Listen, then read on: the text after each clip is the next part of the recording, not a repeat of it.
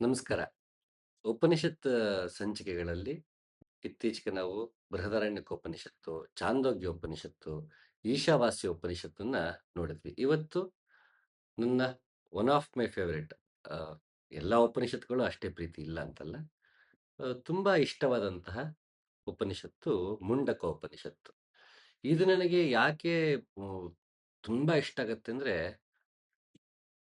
ಅದು ನೇರವಾಗಿ ಸತ್ಯವನ್ನೇ ಮಾತಾಡುತ್ತೆ. ಅಂದ್ರೆ ಸತ್ಯದ ಕಡೆಗೆ ಅದು ಬೆರಳು ಮಾಡ್ತಿದೆ.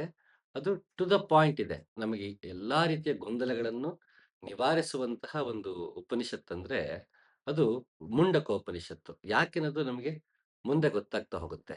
ಈಗ ಮುಂಡಕ ಉಪನಿಷತ್ತಿನ ಆಯ್ದ ಅಧ್ಯಾಯವನ್ನ ಮತ್ತೆ ಆಯ್ದ ಶ್ಲೋಕಗಳನ್ನ ಮಾತ್ರ ನಾ ಇಲ್ಲಿ ಪರಿಚಯ ಮಾಡಿಕೊಡ್ತಿದ್ದೀನಿ. ನಾನು ಆಗ್ಲೂ ಹೇಳಿದ್ದೆ, ಈಗಲೂ ಹೇಳೋದೇನು ಅಂದ್ರೆ ಸಾಮಾನ್ಯವಾಗಿ ಜನರಿಗೆ ಉಪನಿಷತ್ತು ಅಂದ ತಕ್ಷಣ ಅದೊಂದು ಬೃಹತ್ತಾದ ಗ್ರಂಥ, ಮತ್ತೆ ಮಹತ್ತರವಾದ ವಿಷಯಗಳಿದೆ.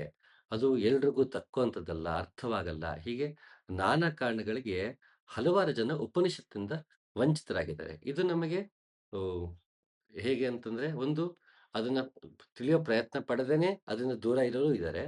ಮತ್ತೆ ತಿಳಿಯೋದಕ್ಕೆ ಪ್ರಯತ್ನ ಪಟ್ಟು ಅರ್ಥವಾಗದೇನೆ ಹಿಂಜರಿದವರು ಹ ಇದ್ದಾರೆ. ಉದಾಹರಣೆಗೆ ನನ್ನದೇನು ದರ್ಪಣ ಗೀತೆ ಅನ್ನೋ ಕೃತಿ ಆಯ್ತು. ವಿಶ್ವರೂಪ ದರ್ಶನ ಸಂಬಂಧಪಟ್ಟ ಹಾಗೆ.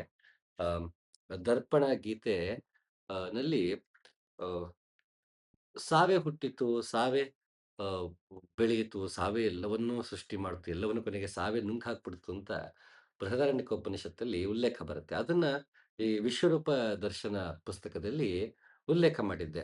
ವಿಶ್ವರೂಪ ದರ್ಶನ ಭಗವದ್ಗೀತೆಯಲ್ಲಿ ಏನು ಉಲ್ಲೇಖ ಬರುತ್ತೆ, ಆ ಅದನ್ನ ವಿವರಿಸೋದಕ್ಕೆ ಉಪನಿಷತ್ತಿನ ಸಹಾಯ, ವಚನಕಾರರು, ಕೀರ್ತನಕಾರರು, ಕಬೀರ್ ದಾಸರು, ಹೀಗೆ ಹಲವಾರು ಜನರ ಆ, ಎರವಲು ಪಡೆದು ಆ ವಿಶ್ವರೂಪ ದರ್ಶನವನ್ನ ನಮ್ಮ ಜೀವನದಲ್ಲಿ ಕನ್ನಡಿಯನ್ನಾಗಿ ಮಾಡಿಕೊಳ್ಳುವುದು ಹೇಗೆ ಅನ್ನೋ ಒಂದು ಕಾಮೆಂಟರಿ ಅಂತ ಅನ್ಬಹುದು. ಕಾಮೆಂಟರಿ ಪ್ರಯತ್ನ ಅಂತ ಅನ್ಬಹುದು. ಸೊ ಅದು ಮಾಡಿದಾಗ್ಲೂ ಕೂಡ ಅದರಲ್ಲಿ ಹಲವಾರು ಜನ ಹೇಳಿದ್ರು, ನಾವು ಉಪನಿಷತ್ ಅಂದ ತಕ್ಷಣ ಅದು ನಮಗೆ ಅರ್ಥವಾಗದ ವಿಷಯ ಅನ್ನೋ ಹಾಗಿತ್ತು. ದರ್ಪಣ ಗೀತೆಯಲ್ಲಿ ಆ ಕಾಂಟೆಕ್ಸ್ಟ್‌ಗೆ ಸೂಕ್ತವಾದಂತಹ ಶ್ಲೋಕಗಳನ್ನು ಆಯ್ದು ಅಲ್ಲಿ ಉಲ್ಲೇಖ ಮಾಡಿದ್ದಾಗ, ಆ ಭಾಗ ಮುಂಚೆ ನೇರವಾಗಿ ಉಪನಿಷತ್ತನ್ನೇ ಓದಿದಾಗ ಅರ್ಥವಾಗದ ಕೆಲವು ವಿಷಯಗಳು ದರ್ಪಣ ಗೀತೆಯಲ್ಲಿ ಆ ಭಾಗವನ್ನು ನೋಡಿದಾಗ ನಮಗದು ಯಾಕದು ಉಲ್ಲೇಖವಾಗಿದೆ ಅನ್ನೋ ಒಂದು ಹ್ಮ್, ಸ್ಪಷ್ಟ ಚಿತ್ರಣ ಸಿಕ್ತು ಅಂತ ಹೇಳಿದ್ರು. ಇದು ಯಾವಾಗಾಗತ್ತೆ ಅಂದ್ರೆ ಆ ಉಪನಿಷತ್ತನ್ನ ನೋಡುವ ಬಗೆ ಹೇಗೆ? ಮತ್ತೆ ಅದಕ್ಕೆ ಬೇಕಿರುವಂತಹ ಪೂರ್ವ ಸಿದ್ಧತೆ. ಇದಾದಾಗ ಬರೀ ಉಪನಿಷತ್ತು ಅಂತಲ್ಲ, ಕೆಲವೊಮ್ಮೆ ಅಷ್ಟಾವಕ್ರ ಗೀತೆ, ಅಲ್ಲಮಪ್ರಭು, ಹ್ಮ್, ಕಬೀರ್ ದಾಸರು, ಬುಲ್ಲೆ ಶಾ, ಲಲ್ಲೇಶ್ವರಿ, ಸಹಜೋ, ಹೀಗೆ ಕೆಲವು ಉ ಉ ದಾರ್ಶನಿಕರೇನಿದ್ದಾರೆ, ಅವರನ್ನ ನಾವು ಅವರ ಕೃತಿಗಳನ್ನ ನಾವು ಓದಬೇಕು ಅಂತಂದಾಗ ಕೆಲವೊಮ್ಮೆ ಒಂದು ಪೂರ್ವ ಸಿದ್ಧತೆಯ ಅವಶ್ಯಕತೆ ಇರುತ್ತೆ. ಹಾಗಾಗಿ ಉಪನಿಷತ್ತಿಗೂ ಅ, ಪೂರ್ವ ಸಿದ್ಧತೆಯ ಅವಶ್ಯಕತೆ ಇದೆ. ಅಂತ ಪೂರ್ವ ಸಿದ್ಧತೆಯನ್ನ ನೀಡುವ ಪ್ರಯತ್ನ ಈ ಸಂಚಿಕೆಗಳು. ಇದು ಎಲ್ಲಾ ಶ್ಲೋಕಗಳನ್ನು, ಎಲ್ಲಾ ಅಧ್ಯಾಯಗಳನ್ನು ನಾನು ಕವರ್ ಮಾಡೋದಕ್ಕೆ ಹೋಗ್ತಾ ಇಲ್ಲ. ದಿನನಿತ್ಯದ ಬಳಕೆಗೆ ಉಪನಿಷತ್ತು ಯಾವ ರೀತಿ ಸಹಾಯ ಆಗ್ಬೋದು, ಆರಂಭಿಕ ಹಂತದಲ್ಲಿರುವವರಿಗೆ ಉಪನಿಷತ್ತು ತಿಳಿಯಾಗಿ ಎಷ್ಟು ಅವರಿಗೆ ಪರಿಚಯ ಮಾಡಿಕೊಡ್ಬಹುದು. ಅದೇ ನನ್ನ ಉದ್ದೇಶ ಆಗಿರೋದ್ರಿಂದ ಎಲ್ಲಾ ಅಧ್ಯಾಯಗಳನ್ನು ನಾನು ತಗೊಳಕ್ ಹೋಗ್ತಾ ಇಲ್ಲ. ಪ್ರಮುಖ ಉಪನಿಷತ್ತುಗಳಲ್ಲಿ ಪ್ರಮುಖವಾಗಿ ಪ್ರತಿಯೊಬ್ಬನಿಗೂ ಬಳಕೆ ಆಗುವಂತಹ, ಪ್ರತಿಯೊಬ್ಬನಿಗೂ ಸಾಮಾನ್ಯ ಗೊಂದಲಗಳೇನಿರುತ್ತೆ ಉಪನಿಷತ್ ಸಂಬಂಧಪಟ್ಟ ಹಾಗೆ, ಅವುಗಳ ನಿವಾರಣೆಗೆ ಪ್ರಯತ್ನ ಪಡುತ್ತಿರುವ ಈ ಸಂಚಿಕೆಗಳು. ಹಾಗಾಗಿ ಎಷ್ಟೋ ಶ್ಲೋಕಗಳಿದ್ರಲ್ಲಿ ನಾನು ತಗೊಂಡಿರಲ್ಲ, ಎಷ್ಟೋ ಅಧ್ಯಾಯಗಳನ್ನ ಬಿಟ್ಬಿಟ್ಟಿರ್ತೀನಿ. ಅದರ್ಥ ಅವು ಮುಖ್ಯ ಅಲ್ಲ ಅಂತಲ್ಲ. ಜನಸಾಮಾನ್ಯರಿಗೆ ಎಷ್ಟು ಆರಂಭಿಕ ಆರಂಭಿಕ ಹಂತದಲ್ಲಿ ಎಷ್ಟು ಬೇಕೋ ಅಷ್ಟನ್ನು ತಿಳಿಸುವ ಪ್ರಯತ್ನವಷ್ಟೇ. ಇದು ಸಂಪೂರ್ಣ ಉಪನಿಷತ್ಗಳ ವಿವರಣೆ ಅಂತ ನಾನು ಹೇಳೋದಕ್ಕೆ ಹೋಗಲ್ಲ. ಈಗ ಮುಂಡಕ ಉಪನಿಷತ್ತನ್ನ ಈ ಶ್ಲೋಕವನ್ನ ನೋಡೋಣ. ಮಹಾಶಾಲಿಯಾದ ಶೌನಕನು ವಿಧಿವತ್ತಾಗಿ ಅಂಗಿರಸನ ಬಳಿ ಸಮೀಪಿಸಿ, ಹೇ ಭಗವನ್, ಯಾವುದನ್ನು ತಿಳಿದರೆ ಎಲ್ಲವನ್ನೂ ತಿಳಿದಂತಾಗುತ್ತದೆ, ಅದು ಯಾವುದು? ಇದು ತುಂಬಾ ಪ್ರಮುಖವಾದ ಶ್ಲೋಕ. ಇಲ್ಲಿ ಶೌನಕ ಅಂಗೀರಸನ ಬಳಿಗೆ ಬಂದಾಗ ವಿಧಿವತ್ತಾಗಿ ಸಮೀಪಿಸಿದನು ಅಂತ ಹೇಳ್ತಾರೆ. ಈ ವಿಧಿವತ್ತಾಗಿ ಏನು ಅನ್ನೋದನ್ನ ಮುಂದೆ ನೋಡೋಣ. ಇಲ್ಲಿ ಪ್ರಶ್ನೆ ತುಂಬಾ ಸೊಗಸಾಗಿದೆ. ಪ್ರಶ್ನೆ ಏನ್ ಕೇಳ್ತಾ ಇದೆ? ಯಾವುದನ್ನ ತಿಳಿದರೆ ಎಲ್ಲವೂ ತಿಳಿದಂತಾಗುತ್ತದೋ ಅದು ಯಾವುದು ಅಂತ. ಟು ದ ಪಾಯಿಂಟ್ ಕ್ವೆಶ್ಚನ್ ಕೂಡ ಮತ್ತೆ ಅಲ್ಲಿ. ಅದು ಉಪನಿಷತ್ ಹೇಗೆ ಅಂದ್ರೆ ಅದು ಸುತ್ತಿ ಬಳಸಿ ಬರೋದೇ ಇಲ್ಲ. ಅದು ಟು ದ ಪಾಯಿಂಟ್ ಬಂದ್ಬಿಡುತ್ತೆ. ಅಂದ್ರೆ ಯಾಕೆ ಸಾಮಾನ್ಯ ಹಾಗಾಗತ್ತೆ ಅಂದ್ರೆ, ಉಪನಿಷತ್ಕಾರರ ಕಾಲದಲ್ಲಿ ಬಹುಶಃ ಜೀವನದ ಜಂಜಾಟ ಅಷ್ಟಿರ್ಲಿಲ್ವೇನೋ, ಅಥವಾ ಹ್ಮ್, ಜೀವನದ ಜಂಜಾಟಕ್ಕೂ ನಮ್ಮ ಆತ್ಮಾವಲೋಕನಕ್ಕೂ 2 ಪ್ರತ್ಯೇಕವಾಗಿ ಕಂಡಂತಹ ಜನಗಳು ಇರಬಹುದು. ಹಾಗಾಗಿ ಬ ದಿನನಿತ್ಯದ ಸಾಮಾನ್ಯ ಗೊಂದಲಗಳೇನಿರುತ್ತೆ, ಅದನ್ನ ಪ್ರಶ್ನೆಯಾಗಿ ಯಾರು ಜಿಜ್ಞಾಸು ಬಂದಿರ್ತಾನೆ, ಆತ ದಿನನಿತ್ಯದ ಮಾಮೂಲಿಯ ಅ, ಒಂದು ಜಂಜಾಟಗಳ ಪ್ರಶ್ನೆ ಆತ ಕೇಳೋದೇ ಇಲ್ಲ. ಉದಾಹರಣೆ, ಭಗವದ್ಗೀತೆಯಲ್ಲಿ ಅರ್ಜುನ ಕೇಳುವಂತಹ ಹಲವಾರು ತೊಳಲಾಟದ ಪ್ರಶ್ನೆಗಳು ನಮಗಲ್ಲಿ ಕಂಡು ಬರುತ್ತೆ. ಅಂತಹ ಪ್ರಶ್ನೆಗಳು ಉಪನಿಷತ್ಕಾರರ ಬಳಿ ಬರುವಂತಹ ಜಿಜ್ಞಾಸುಗಳು ಕೇಳೋದೇ ಇಲ್ಲ. ಅಂದ್ರೆ ಆ ಆ ಪ್ರಬುದ್ಧತೆ ಅಲ್ಲಿ ನಮಗೆ ಕಾಣುತ್ತೆ. ಮತ್ತೆ ಆಗಿನ ಸಾಮಾಜಿಕ ಉ ಒಂದು ಸ್ಥಿತಿ, ಮತ್ತು ಅವತ್ತಿನ ಅ, ಜೀವನವನ್ನು ನೋಡುವ ಬಗೆ ಬಹುಶಃ ಬೇರೆ ಇರ್ಬೋದು. ನಾವು ಜೀವನವನ್ನ ಎಷ್ಟು ಜಟಿಲ ಮಾಡ್ಕೊಳ್ತಾ ಹೋದ್ವೋ, ಅಷ್ಟೇ ಗುರುವಿನ ಬಳಿ ಕೇಳುವಂತಹ ಪ್ರಶ್ನೆಗಳು ಅಷ್ಟೇ ಗೊಂದಲಮಯವಾಗ್ತಾ ಹೋಯ್ತು. ಬಹುಶಃ ಉಪನಿಷತ್ಕಾರರ ಕಾಲದಲ್ಲಿ ಅ, ಅಷ್ಟು ಜಂಜಾಟಗಳು, ಜಟಿಲತೆಯು ಬಹುಶಃ ದಿನನಿತ್ಯ ಜೀವನದಲ್ಲಿ ಇರ್ಲಿಕ್ಕಿಲ್ಲ. ಹಾಗಾಗಿ ಅಂಥ ಪ್ರಶ್ನೆಗಳು ಉದ್ಭವ ಆಗಿಲ್ಲ. ಆದರೆ ಗುರುವಿನ ಉತ್ತರದಲ್ಲಿ ಇವತ್ತಿನ ಜಂಜಾಟಗಳಿಗೂ, ಗೊಂದಲಗಳಿಗೂ ಅವತ್ತಿನ ಉಪನಿಷತ್ಕಾರರ ಉತ್ತರದಲ್ಲಿ ನಮ್ಗೆ ಸಿಗತ್ತೆ. ಪ್ರಶ್ನೆಯಾಗಿ ನಮಗಲ್ಲಿ ಇಲ್ಲ. ಅರ್ಜುನ ಕೇಳುವಂತಹ ಪ್ರಶ್ನೆಗಳ ರೀತಿ ಉಪನಿಷತ್ತಲ್ಲಿ ಸಿಗೋದಿಲ್ಲ. ಅಷ್ಟಾವಕ್ರ ಗೀತೆಯಲ್ಲೂ ಅರ್ಜುನ ಕೇಳುವಂತಹ ಪ್ರಶ್ನೆಗಳು ನಮ್ಗಲ್ಲಿ ಸಿಗೋದಿಲ್ಲ. ಅರ್ಜುನ ಬರೀ ಭಗವದ್ಗೀತೆ ಅಂತಲ್ಲ, ಈಗ ಹಲವಾರು ಕೃತಿಗಳು ನಮ್ಗೆ ಸಿಗ್ತಾ ಹೋಗುತ್ತೆ. ಅದರಲ್ಲಿ ಈ ರೀತಿಯ ಹಲವಾರು ತೊಳಲಾಟಗಳು ನಮಗೆ ಸಿಗತ್ತೆ. ಉದ್ಧವ ಗೀತೆಯಲ್ಲಿ ಸಿಗತ್ತೆ. ಹಲವಾರು ಕೃತಿಗಳು ನಮ್ಗೆ ಸಿಗತ್ತೆ. ಆದ್ರೆ ಅಷ್ಟಾವಕ್ರ ಗೀತೆ, ಉಪನಿಷತ್ತುಗಳಲ್ಲಿ ಅದು ಸಿಗೋದಿಲ್ಲ. ಬ್ರಹ್ಮಸೂತ್ರ ದಿ ಅಲ್ಟಿಮೇಟಮ್, ಅದು ಎಲ್ಲ ಕೃತಿಗಳು. ಅದನ್ನ ಕೊನೆಯಲ್ಲಿ ನಾವು ಓದಬೇಕಾದ್ದು. ಇನ್ನು ಏನೇ ಓದಿದ್ರು ನಮಗದು ದಾಹ ತೀರ್ತಾ ಇಲ್ಲ, ನನಗಿನ್ನು ಅನುಭವ ಅಷ್ಟೇ ಬೇಕು ಅನ್ನುವಂತಹ ಹಂತಕ್ಕೆ ಬಂದಾಗ ಓದೋದನ್ನು ನಿಲ್ಲಿಸ್ಬೋದು. ಅಥವಾ ನಾವು ಅಧ್ಯಯನ ಮಾಡ್ತಾ ಇರ್ಬೋದು. ಅಧ್ಯಯನ ಮಾಡ್ತಾ ಮಾಡ್ತಾ ಅಭ್ಯಾಸಕ್ಕೂ ತೊಡಗಬಹುದು. ಅದು ಅವರವರಿಗೆ ಬಿಟ್ಟಿದ್ದು. ಅಧ್ಯಯನ ಮಾಡದೇನೆ ಅಭ್ಯಾಸಕ್ಕೂ ತೊಡಗಬಹುದು. ಅದು ಅವರವರಿಗೆ ಬಿಟ್ಟಿದ್ದು ಹೊರತು, ಅಧ್ಯಯನ ಮಾಡೇ ಅಭ್ಯಾಸ ಮಾಡಬೇಕು ಅಂತಿಲ್ಲ. ಅಥವಾ ಬರೀ ಅಭ್ಯಾಸ ಮಾಡಿ ಅಧ್ಯಯನನೇ ಬೇಡ, ಬರೀ ಅಧ್ಯಯನ ಮಾಡಿ ಅಭ್ಯಾಸ ಬೇಡ, ಯಾವುದು ಸಿದ್ಧಸೂತ್ರ ಹೇಳಕ್ಕಾಗಲ್ಲ. ಆಯಾ ವ್ಯಕ್ತಿಯ ಪ್ರಯಾಣ ಹೇಗಿದೆ, ಅದರ ಆಧಾರದ ಮೇಲೆ ಆತ ಅಧ್ಯಯನವೂ ಬೇಕು, ಅಭ್ಯಾಸ ಬೇಕು. ಯಾವ್ದು ಹೆಚ್ಚಿರಬೇಕು ಅನ್ನೋದು ಆತ ಮತ್ತು ಆತನ ಗುರುವಿಗೆ ಸಂಬಂಧಪಟ್ಟಿದೆ ಹೊರತು, ಇದಕ್ಕೆ ಸಿದ್ಧಸೂತ್ರ ಅಂತಿಲ್ಲ. ಯಾರಿಗೆ ಅಧ್ಯಯನ ಕಡೆಗೂ ಒಲವಿರುತ್ತೋ ಅವ್ರು ಇಂತಹ ಸಂಚಿಕೆಗಳನ್ನ ನೋಡಬಹುದು. ಹಾಗೆ ಅಲ್ಲಿ ಬಂದು ಕೇಳಿದಾಗ ಜಿಜ್ಞಾಸುವಾಗಿ ಅಂಗೀರಸನಿಗೆ ಬಂದು ಕೇಳುವ ಪ್ರಶ್ನೆ ನೇರವಾಗಿದೆ. ಯಾವುದನ್ನ ತಿಳಿದರೆ ಎಲ್ಲವೂ ತಿಳಿದಂತಾಗುತ್ತದೋ ಅದು ಯಾವುದು? ಇದನ್ನ ಇನ್ನೂ ಕ್ಲಿಯರ್ ಆಗಿ ನೋಡೋಣ. ಈ ಈ ತರ ಸ್ಟೇಟ್ಮೆಂಟ್ಸ್ ಸಾಮಾನ್ಯ ನಮಗೆ ಗೊಂದಲಕ್ಕೀಡು ಮಾಡುತ್ತೆ. ಮತ್ತೆ ನಾನಾ ಅರ್ಥಗಳನ್ನ ಮತ್ತು ಅಪಾರ್ಥವನ್ನು ನೀಡುತ್ತೆ. ಹೇಗೆ ಅಂದ್ರೆ, ಓಹ್! ಹಾಗಾದ್ರೆ ಯಾವುದನ್ನ ತಿಳಿದ್ರೆ ಎಲ್ಲವೂ ಗೊತ್ತಾಗ್ಬಿಡುತ್ತೆ. ಹಾಗಾದ್ರೆ ನಾನು ತಿಳ್ಕೊಂಡ ತಕ್ಷಣ ನನಗೆ ಮೆಕ್ಯಾನಿಕ್ ಕೆಲಸ ಬಂದ್ಬಿಡುತ್ತಾ? ನಂಗೆ ಪ್ಲಂಬಿಂಗ್ ಕೆಲಸ ಬಂದ್ಬಿಡುತ್ತಾ? ನಾನು ಶೇರ್ ಮಾರ್ಕೆಟಲ್ಲಿ ಇನ್ವೆಸ್ಟ್ ಮಾಡೋದು ಕಲ್ತ್ಬಿಡ್ತೀನಾ? ನಾನು ನ್ಯಾನೋ ಟೆಕ್ನಾಲಜಿ ನಂಗೆ ಗೊತ್ತಾಗ್ಬಿಡುತ್ತಾ? ಮೈಕ್ರೋ ಬಯಾಲಜಿ ನಂಗೆ ಗೊತ್ತಾಗ್ಬಿಡುತ್ತಾ ಅಂತ ಕೇಳಿದ್ರೆ ಇಲ್ಲ. ಇದರ ಅರ್ಥ ಇಷ್ಟೇ, ಯಾವುದು ತಿಳಿದುಕೊಂಡರೆ ಎಲ್ಲವೂ ತಿಳಿದಂತಾಗುತ್ತದ ಅರ್ಥ, ಈಶಾವಾಸ್ಯಮಿದಂ ಸರ್ವಂ ಅಂದಂಗೆ ಎಲ್ಲೆಲ್ಲೂ ಈಶನೇ ಇದ್ದಾನೆ, ಒಡೆಯ, ಭಗವಂತ, ಸತ್ಯ, ಚಿತ್ತ, ಅದನ್ನೇನಾದ್ರೂ ಕರೆಯೋಣ. ಯಾವುದು ಇದೆಯೋ ಅದು ಎಲ್ಲದರಲ್ಲೂ ಮೂಲ ಅದೇ ಆಗಿದೆ. ಸೊ ಅದು ನನ್ನಲ್ಲೂ ಇದೆ. ಮೂಲ ವಸ್ತು ಏನಿದೆ, ಎಲ್ಲರೂ ಆ ಮೂಲ ವಸ್ತುವಿಂದನೇ ಆಗಿದ್ದಾರೆ. ಹಾಗಾಗಿ ನನ್ನಲ್ಲೂ ಮೂಲ ವಸ್ತು ನನ್ನಲ್ಲೇ ಇದೆ. ನನಗೆ ಈ ಜಡದಲ್ಲಿ ನನಗೆ ಕಂಡುಕೊಳ್ಳಕ್ಕೆ ಆಗದೆ ಇರುವುದರಿಂದ ನಾನು ನನ್ನಲ್ಲೇ ನೋಡ್ಕೊಳ್ತೇನೆ. ಅದಕ್ಕೆ ಮಧ್ವಾಚಾರ್ಯರು ಪಂಚಭೇದಗಳನ್ನ ಹೇಳಿದ್ರು.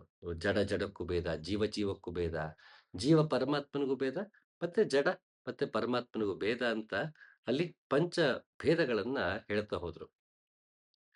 ಈ ಭೇದಗಳು ಹೊರಗೆ ಕಾಣುತ್ತಿರುವುದರಿಂದ ನಮಗೆ ಅದರಲ್ಲಿ ಭಗವಂತನ ನೋಡೋದಕ್ಕಾಗ್ತಾ ಇಲ್ಲ, ಅಥವಾ ಸತ್ಯವನ್ನ ಕಾಣಕ್ಕಾಗ್ತಾ ಇಲ್ಲ. ಯಾಕೆ ಇವೆಲ್ಲವೂ ಬದಲಾವಣೆಗೆ ಒಳಪಡ್ತಾ ಇದೆ. ಇದು ಕಾನ್ಸ್ಟೆಂಟ್ ಆಗಿಲ್ಲ. ಅದು ಸದಾಕಾಲ ನಿತ್ಯವಾಗಿ ಒಂದೇ ರೂಪದಲ್ಲಿ ಇಲ್ಲ. ಇವೆಲ್ಲವೂ ನಾಮರೂಪಗಳನ್ನ ಬದಲಾಗ್ತಾ ಇರುತ್ತೆ. ಇವತ್ತಿದ್ದ ಹಾಗೆ ನಾಳೆ ಇರೋದಿಲ್ಲ. ಅದರ ಒಳಗೆ ಸ್ಥಾವರವಾಗಿ ಒಂದು ಸದಾಕಾಲ ಯಾವುದು ಸತ್ಯವಾಗಿದೆ ಅದು ನಿತ್ಯವೂ ಆಗಿದೆ. ಸದಾಕಾಲ ಇದೆ. ಒಂದೇ ರೀತಿಯಲ್ಲಿದೆ. ಅದನ್ನ ಹೇಗೆ ತಿಳಿಬೇಕು? ನಮ್ಮಲ್ಲೇ ತಿಳಿಬೇಕು. ಯಾಕೆ ಅಂದ್ರೆ, ಅವನು ಜಡದಲ್ಲಿ ಜಡನಾಗಿ ಕೆಲಸ ಮಾಡ್ತಾ ಇದ್ದಾನೆ. ಚೈತನ್ಯದಲ್ಲಿ ಚೈತನ್ಯವಾಗಿ ಕೆಲಸ ಮಾಡ್ತಾ ಇದ್ದಾನೆ. ಹಾಗಾಗಿ ಚೈತನ್ಯವನ್ನ ಚೈತನ್ಯದಿಂದಲೇ ತಿಳಿಬೇಕಾದ್ರಿಂದ, ಅದು ಚೈತನ್ಯವನ್ನೆಲ್ಲ ನೋಡಬೇಕು. ಆ ಚೈತನ್ಯ ಯಾವುದು? ಮತ್ತೆ ಅದು ನಾವು ಹಸುನಲ್ಲೋ, ಆನೆನಲ್ಲೋ, ನಾಯಿನಲ್ಲೋ ಯೋಗ ಮಾರ್ಗದಲ್ಲಿ ಕಂಡ್ಕೊಳಕ್ಕಾಗಲ್ಲ. ಯಾಕಂದ್ರೆ ಇವತ್ತಿದ್ದಿದ್ ನಾಯಿ 10 ವರ್ಷ ಆಮೇಲೆ ಇರಲ್ಲ. ಮತ್ತದು ಒಂದೇ ರೀತಿ ಬಿಹೇವ್ ಮಾಡಲ್ಲ. ಅಲ್ಲಿ ಅದ್ರಲ್ಲಿನ ಚೈತನ್ಯವನ್ನ ನೇರವಾಗಿ ನಾನು ಅದ್ರಲ್ಲಿ ಎಕ್ಸ್‌ಪ್ಲೋರ್ ಮಾಡಕ್ಕಾಗಲ್ಲ. ಸಂಶೋಧನೆಯಲ್ಲಿ ಸಾಧ್ಯ ಇಲ್ಲ. ಹಾಗಾಗಿ ನನ್ನಲ್ಲಿ ನಾನು ಹುಡುಕೋದಕ್ಕೆ ಶುರು ಮಾಡ್ತೀನಿ. ಯಾಕೆಂದ್ರೆ ಎಲ್ಲವೂ ಒಂದೇ ವಸ್ತುವಿಂದಾಗಿರೋದ್ರಿಂದ ನಾನು ಕೂಡ ಅದೇ ವಸ್ತುವಿಂದಾಗಿದ್ದೀನಿ. ಹಾಗಾಗಿ ನನ್ನೊಳಗೆ ಇಣಿಕಿ ನೋಡುವುದು ಉತ್ತಮ ಅಂತ ಕೊನೆಗೆ ಎಲ್ಲವನ್ನೂ ಎಲ್ಲಾ ತರ ಸಂಶೋಧನೆಗಳು ಮಾಡಿ ಎಲ್ಲದರಲ್ಲೂ ಶೋಧಿಸಿ ನೋಡಿ ಯಾವುದರಲ್ಲೂ ನಮಗೆ ಸತ್ಯ ದಕ್ಕೋದಕ್ಕೆ ಸಾಧ್ಯ ಇಲ್ಲ. ನನ್ನೊಳಗೆ ದಕ್ಕೋದಕ್ಕೆ ಸಾಧ್ಯ. ಯಾಕೆಂದ್ರೆ ಕಾನ್ಸ್ಟೆಂಟ್ ಆಗಿರುತ್ತೆ. ಅದು ನನ್ನಲ್ಲಿಯೂ ಇದೆ, ಎಲ್ಲರಲ್ಲೂ ಇದೆ. ನನ್ನೊಳಗೆ ಇಣಿಕಿ ನೋಡುವುದು ಸುಲಭ ಅಂತ ಗೊತ್ತಾಗಿ ಎಲ್ರೂ ತಮ್ಮಲ್ಲಿ ಇಣಿಕಿ ನೋಡಕ್ಕೆ ಶುರು ಮಾಡಿದ್ರು. ಯಾವಾಗ ನಮ್ಮಲ್ಲೇ ಇಣಿಕಿ ನೋಡದಾಗ ಕಂಡ್ತೋ, ಇದೇ ಮೂಲ ವಸ್ತು ಎಲ್ಲೆಲ್ಲೂ ಇದೆ ಅಂತ ಗೊತ್ತಾದಾಗ, ಎಲ್ಲರಲ್ಲೂ ಭಗವಂತನನ್ನ, ಸತ್ಯವನ್ನ, ಚಿತ್ತವನ್ನ, ಆನಂದವನ್ನ ಕಾಣಕ್ ಸಾಧ್ಯ ಆಯ್ತು. ಆಗ ಎಲ್ಲವೂ ಒಂದೇ ಭಾಗ, ಎಲ್ಲವೂ ಒಂದರಿಂದನೇ ಆಗಿದೆ. ಈಶಾವಾಸ್ಯಮಿದಂ ಸರ್ವಂ ಅಂದಂಗೆ, ಪೂರ್ಣಮದಃ ಪೂರ್ಣಮಿದಂ ಪೂರ್ಣಾತ್ ಪೂರ್ಣಮುದಚ್ಯತೆ ಅಂದಾಗೆ, ಅದು ಪೂರ್ಣ, ಇದು ಪೂರ್ಣ. ಪೂರ್ಣದಿಂದಲೇ ಪೂರ್ಣ ಹುಟ್ಟಿದೆ. ಪೂರ್ಣದಿಂದ ಪೂರ್ಣವನ್ನ ತೆಗೆದರೆ ಉಳಿಯುವುದು ಪೂರ್ಣವೇ ಅಂತ ಹೇಳಿದ್ಮೇಲೆ, ಆ ಪೂರ್ಣತೆಯನ್ನ ಕಂಡುಕೊಂಡರೆ ನನಗೆಲ್ಲವೂ ಅರ್ಥ ಆದಾಗೆ. ಅಂದ್ರೆ ಎಲ್ಲದರಲ್ಲೂ ಭಗವಂತನ ಕಂಡ ಹಾಗೆ ಅನ್ನೋ ಅರ್ಥ ಹೊರತು, ಆತ ಸೂಪರ್ ಹ್ಯೂಮನ್ ಬೀಯಿಂಗ್ ಆಗ್ಬಿಡ್ತಾನೆ ಅನ್ನೋ ಅರ್ಥ ಅಲ್ಲ. ಅವನು ಕೂತಲ್ಲೇ ಇದ್ದಕ್ಕಿದ್ದಂಗೆ ಅವನು ಕನ್ಸ್ಟ್ರಕ್ಷನ್ ಕೈಗೂ ಹಾಕ್ಬಿಡ್ತಾನೆ. ಈ ಕಡೆ ಬ್ರಿಡ್ಜ್ ಕಟ್ಟಕ್ಕೂ ಹೋಗ್ಬಿಡ್ತಾನೆ ಅಂತ ಹಿ ಕಾಂಟ್ ಬಿಕಮ್ ಎಂತಾರೆ ಸೂಪರ್ ಹ್ಯೂಮನ್ ಆಗ್ಬಿಡ್ತಾನೆ ಅಂತ ಅರ್ಥ ಅಲ್ಲ. ಎಲ್ಲದರಲ್ಲೂ ಮೂಲ ವಸ್ತು ಒಂದೇ ಇದೆ ಅನ್ನೋದು ಅವನಿಗೆ ಮಾಹಿತಿ ಸಿಕ್ಕಿದೆ. ಆದ್ರೆ ಅದು ಅರಿವಿಗೆ ಬಂದಿಲ್ಲ. ತಾನೇ ಅದನ್ನು ದರ್ಶನ ಮಾಡಿಲ್ಲ. ಅದು ದರ್ಶನ ಆದ್ರೆ ಮುಗೀತು. ಇನ್ನೇನು ಅವಶ್ಯಕತೆ ಇಲ್ಲ. ಗುಂಡಪ್ಪ ಹೇಳೋ ಹಾಗೆ ಭೋಜನ ಪರಬ್ರಹ್ಮರಸ ಯಾಚಿಸಲ್ ಕೈನುಂಟು ಅದುನುಂಡ ಬಳಿಕ ಅಂತ ಕೇಳ್ತಾರೆ. ಅದಕ್ಕಿಂತ ರಸಗಳಿಗಿಂತ ಬ್ರಹ್ಮರಸ ಅಮೋಘವಾದದ್ದು. ಒಂದು ಬಾರಿ ಅದನ್ನ ಸೇವನೆ ಸೇವನೆ ಮಾಡಕ್ ಶುರು ಮಾಡ್ಬಿಟ್ರೆ ಇನ್ಯಾರ ಕಡೆಗೂ ರುಚಿ ಬರೋದಿಲ್ಲಪ್ಪ ಅಂತ. ಹಾಗಾಗಿ ಅದು ಎಲ್ಲ ರೀತಿಯ ಶಾಶ್ವತವಾಗಿ ದಾಹವನ್ನು ತೀರಿಸುವಂಥದ್ದು ಬ್ರಹ್ಮರಸ. ಅದು ನಮ್ಮಲ್ಲೇ ಇದೆ. ಅದು ಈಗಲೂ ಪ್ರತಿ ಕ್ಷಣವೂ ಎಲ್ಲರಲ್ಲೂ ಇದೆ. ಅದನ್ನ ನಾವು ಅರಿವಿನಿಂದ ಯೋಗ ಮಾರ್ಗದ ನಡೆದು ಕಂಡ್ಕೊಳ್ಬೇಕಷ್ಟೆ. ಹಾಗಾಗಿ ಅದನ್ನ ಕೇಳ್ತಾ ಇದ್ದಾರೆ. ಯಾವುದು ಏನೇ ಮಾಹಿತಿ ಹುಡ್ಕೊಂಡೋದು ಅದೆಲ್ಲವೂ ಕೊನೆಗೆ ಇನ್ನೂ ಆಳಕ್ಕೆ ಹೋಗ್ತಾನೆ ಇರ್ಬೋದು. ಒಂದಲ್ಲ ಒಂದು ಗೊಂದಲ, ತೊಡಕುಗಳು ಇದ್ದೇ ಇರುತ್ತೆ. ಆದ್ರೆ ಆತ್ಮಜ್ಞಾನ ಅದು ಒಂದು ಬಾರಿ ಪಡೆದ್ರೆ ಅದು ಶಾಶ್ವತವಾಗಿರುತ್ತೆ. ಅದು ನಮ್ಮಲ್ಲೇ ನೆಲೆ ನಿಲ್ಲುತ್ತೆ. ಅದು ಎಲ್ಲರಲ್ಲೂ ನಾವು ಕಾಣುವಂಥದ್ದಾಗಿರುತ್ತೆ ಅನ್ನೋ ಕಾರಣಕ್ಕೆ ನೇರವಾಗಿ ಅದೇ ಪ್ರಶ್ನೆ ಕೇಳ್ತಾ ಇದ್ದಾರೆ. ಮತ್ತೆ ನೇರ ಅದೇ ಉತ್ತರಕ್ಕೆ ಬಂದುಬಿಡ್ತಾರೆ. ಇದಕ್ಕೆ ಅಂಗಿರಸ ತುಂಬಾ ಚೆನ್ನಾಗಿ ಉತ್ತರ ಕೊಡ್ತಾ ಹೋಗ್ತಾರೆ. ಅಂಗೀರಸನು ಹೇಳಿದನು, ಪರವಿದ್ಯೆ, ಅಪರವಿದ್ಯೆ ಎಂದು 2 ವಿದ್ಯೆಗಳನ್ನು ತಿಳಿಯಬೇಕು ಎಂದು ಬ್ರಹ್ಮವಿದರು ಹೇಳುವರು. ಉಪನಿಷತ್ತು ನನಗೆ ಯಾಕಿಷ್ಟ? ಎಲ್ರಿಗೂ ಬನ್ನಿ ಉಪನಿಷತ್ಗೆ ಮರಳೋಣ. ಇಲ್ಲಿ ಡಂಬಾಚಾರಗಳಿಲ್ಲ, ಇಲ್ಲಿ ಮೌಢ್ಯತೆ ಇಲ್ಲ. ಮತ್ತೆ ಸುತ್ತಿ ಬಳಸಿ ಬೀಟ್ ಅರೌಂಡ್ ದ ಬುಷ್ ಅಂತಾರಲ್ಲ, ಆ ರೀತಿ ಇಲ್ಲ. ಟು ದ ಪಾಯಿಂಟ್ ನಮಗೆ ಏನ್ ಬೇಕೋ ಅದನ್ನೇ ಕೊಟ್ಟು ಕಳಿಸ್ಬಿಡುತ್ತೆ ಉಪನಿಷತ್ತು. ಇಲ್ಲಿ ಜಂಜಾಟಗಳೇ ಇಲ್ಲ. ನೀವು ಹ್ಮ್, 108 ಉಪನಿಷತ್ತಿದೆ. 108 ಉಪನಿಷತ್ತು ನಾವು ತೆಗೆದು ನೋಡಿದ್ರೆ, ಒಂದು ಉಪನಿಷತ್ತು ಇನ್ನೊಂದು ಉಪನಿಷತ್ನ ಕಾಂಟ್ರಡಿಕ್ಟ್ ಮಾಡಲ್ಲ. ವಿರೋಧಾಭಾಸಗಳೆಲ್ಲೂ ಕಾಣಲ್ಲ. 108 ಉಪನಿಷತ್ಗಳು ಒಂದೇ ವಿಷಯದ ಕಡೆಗೆ ಒಂದೇ ರೀತಿಯಲ್ಲೇ ಬೆರಳು ಮಾಡ್ತಾ ಇದೆ. ಅದು ಹಲವಾರು ಆಯಾಮಗಳನ್ನ ಅಹ್, ಅದು ಅನಾವರಣ ಮಾಡುವುದರ ಜೊತೆಗೆ ಯಾವ ರೀತಿಯ ಗೊಂದಲವನ್ನು ಅದು ಮೂಡಿಸೋದಿಲ್ಲ. ಅದನ್ನ ಗುರುಮುಖೇನ ಅದು ಉಪದೇಶ ಪಡೆದಾಗ ಉಪನಿಷತ್ತಲ್ಲಿ ಗೊಂದಲವೇ ಕಾಣಲ್ಲ. ನಮಗೆ ಪೂರ್ವ ಸಿದ್ಧತೆ ಇರಲ್ಲ.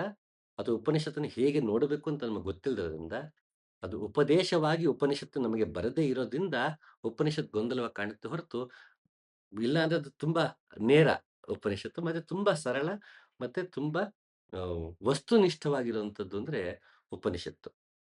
ಇಲ್ಲಿ ನೇರ ವಿಷಯಕ್ಕೆ ಬಂದ್ಬಿಡ್ತಾರೆ ಅಂಗಿರಸ. ಚೆನ್ನಾಗಿ ವಿಂಗಡಿಸಿ ಕೊಟ್ಬಿಡ್ತಾರೆ. ನೋಡಪ್ಪ 2 ತರ ವಿದ್ಯೆ ಇದೆ. ಒಂದು ಅಪರವಿದ್ಯೆ, ಒಂದು ಪರವಿದ್ಯೆ.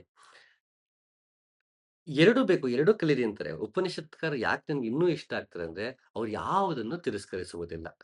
ಇದು ಸರಿ, ಇದು ತಪ್ಪು, ಇದು ಮೇಲು, ಇದು ಕೀಳು ಈ ರೀತಿಯ ಯಾವ ರೀತಿಯ ತಾರತಮ್ಯಗಳು ಇಲ್ಲ. ಅಲ್ಲಿ ಪೂರ್ಣಮಿದಂ ಪೂರ್ಣಾತ್ ಪೂರ್ಣಮುದಚ್ಯತೆ ಅಂದ್ಮೇಲೆ ಎಲ್ಲವೂ ಪೂರ್ಣ, ಅದು ಪೂರ್ಣ, ಇದು ಪೂರ್ಣ.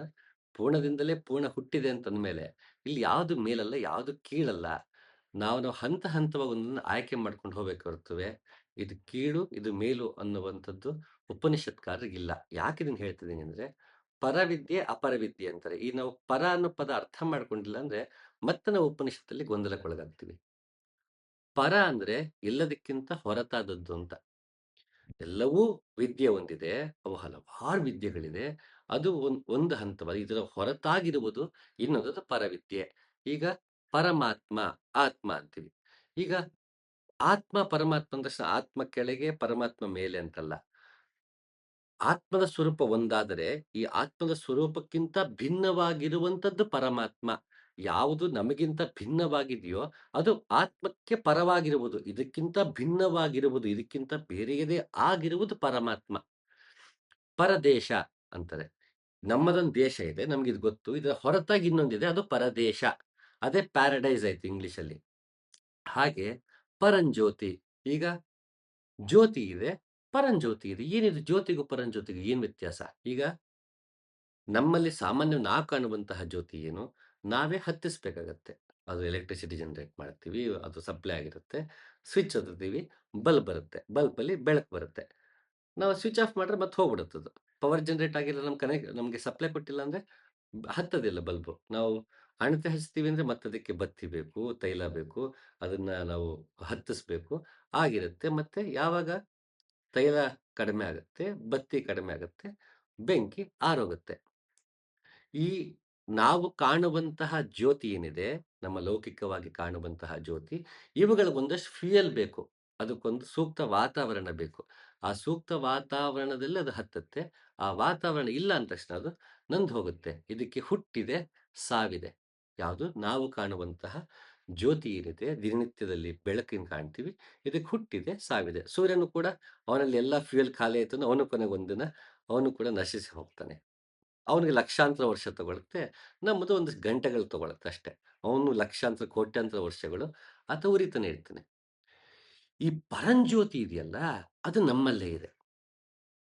ಅದು ನೀವು ಹತ್ತಿಸ್ಬೇಕಾಗಿಲ್ಲ, ಆರ್ಸಕ್ಕೂ ಆಗಲ್ಲ.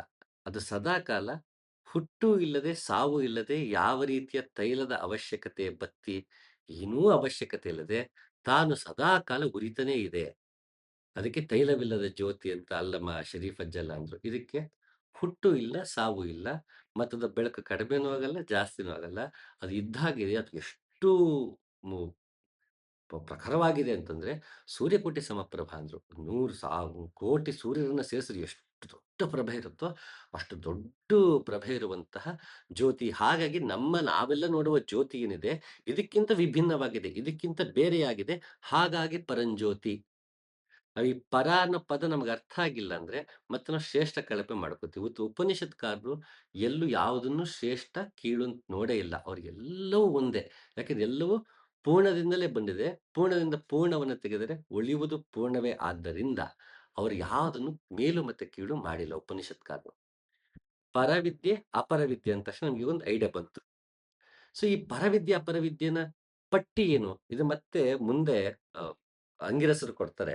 ಆ ವಿದ್ಯೆಗಳಲ್ಲಿ ಋಗ್ವೇದ, ಯಜುರ್ವೇದ, ಸಾಮವೇದ, ಅಥರ್ವವೇದ, ಶಿಕ್ಷಾ, ಕಲ್ಪ, ವ್ಯಾಕರಣ, ನಿರುಕ್ತ, ಛಂದಸ್ಸು, ಜ್ಯೋತಿಷ್ಯ ಇವೆಲ್ಲವೂ ಸೇರಿ ಅಪರವಿದ್ಯೆ. ಯಾವ ವಿದ್ಯೆಯಿಂದ ಅಕ್ಷರವನ್ನು ಪಡೆಯುತ್ತೇವೋ ಅದು ಪರವಿದ್ಯೆ. ತುಂಬಾ ಸ್ಪಷ್ಟವಾಗಿ, ನೇರವಾಗಿ ಹೇಳ್ಬಿಟ್ರು. ಆತ್ಮ ಸಾಕ್ಷಾತ್ಕಾರ ಯಾವುದರಿಂದ ಆಗುತ್ತೋ, ಅಕ್ಷರ ಅಂದಲ್ಲಿ ಓಂಕಾರ. ಓಂಕಾರ ಭಗವಂತನ ವ್ಯಕ್ತ ಸ್ವರೂಪ ಅನ್ಬೋದು. ವ್ಯಕ್ತ ಅಂದ್ರೆ ನಮಗೆ ಕೇಳಿಸೋದ್ರಿಂದ ವ್ಯಕ್ತ.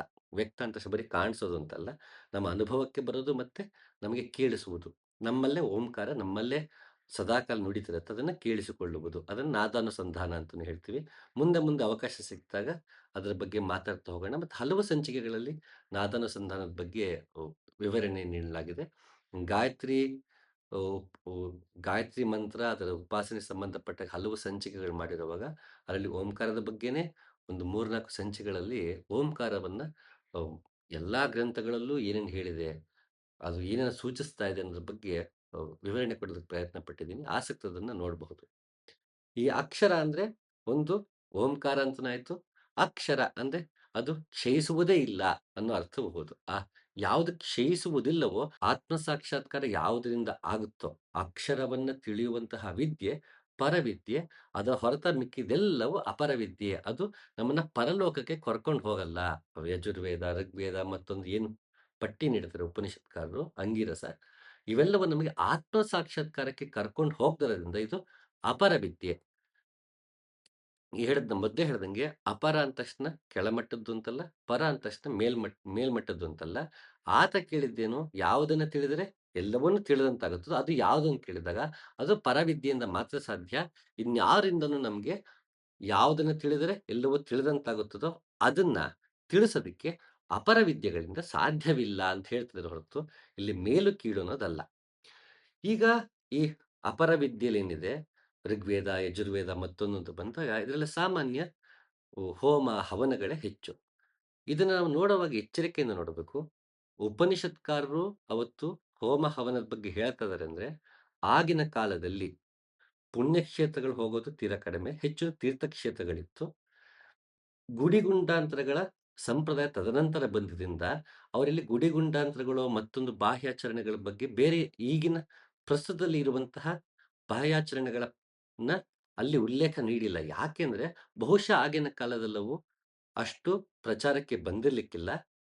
ಅವತ್ತು ಉ ಉ ಒಂದು ಮುಖ್ಯವಾಹಿನಿಯಲ್ಲಿ, ಬಾಹ್ಯಾಚರಣೆಯಲ್ಲಿ ದೊಡ್ಡ ಮಟ್ಟದಲ್ಲಿ ನಡೀತಿದ್ದು ಬಹುಶಃ ಹೋಮ ಹವನ ಇರಬಹುದು. ಹಾಗಾಗಿ ಅವರು ಅದನ್ನೇ ಪ್ರಮುಖವಾಗಿ ಇಲ್ಲಿ ಉಲ್ಲೇಖ ನೀಡ್ತಾರೆ.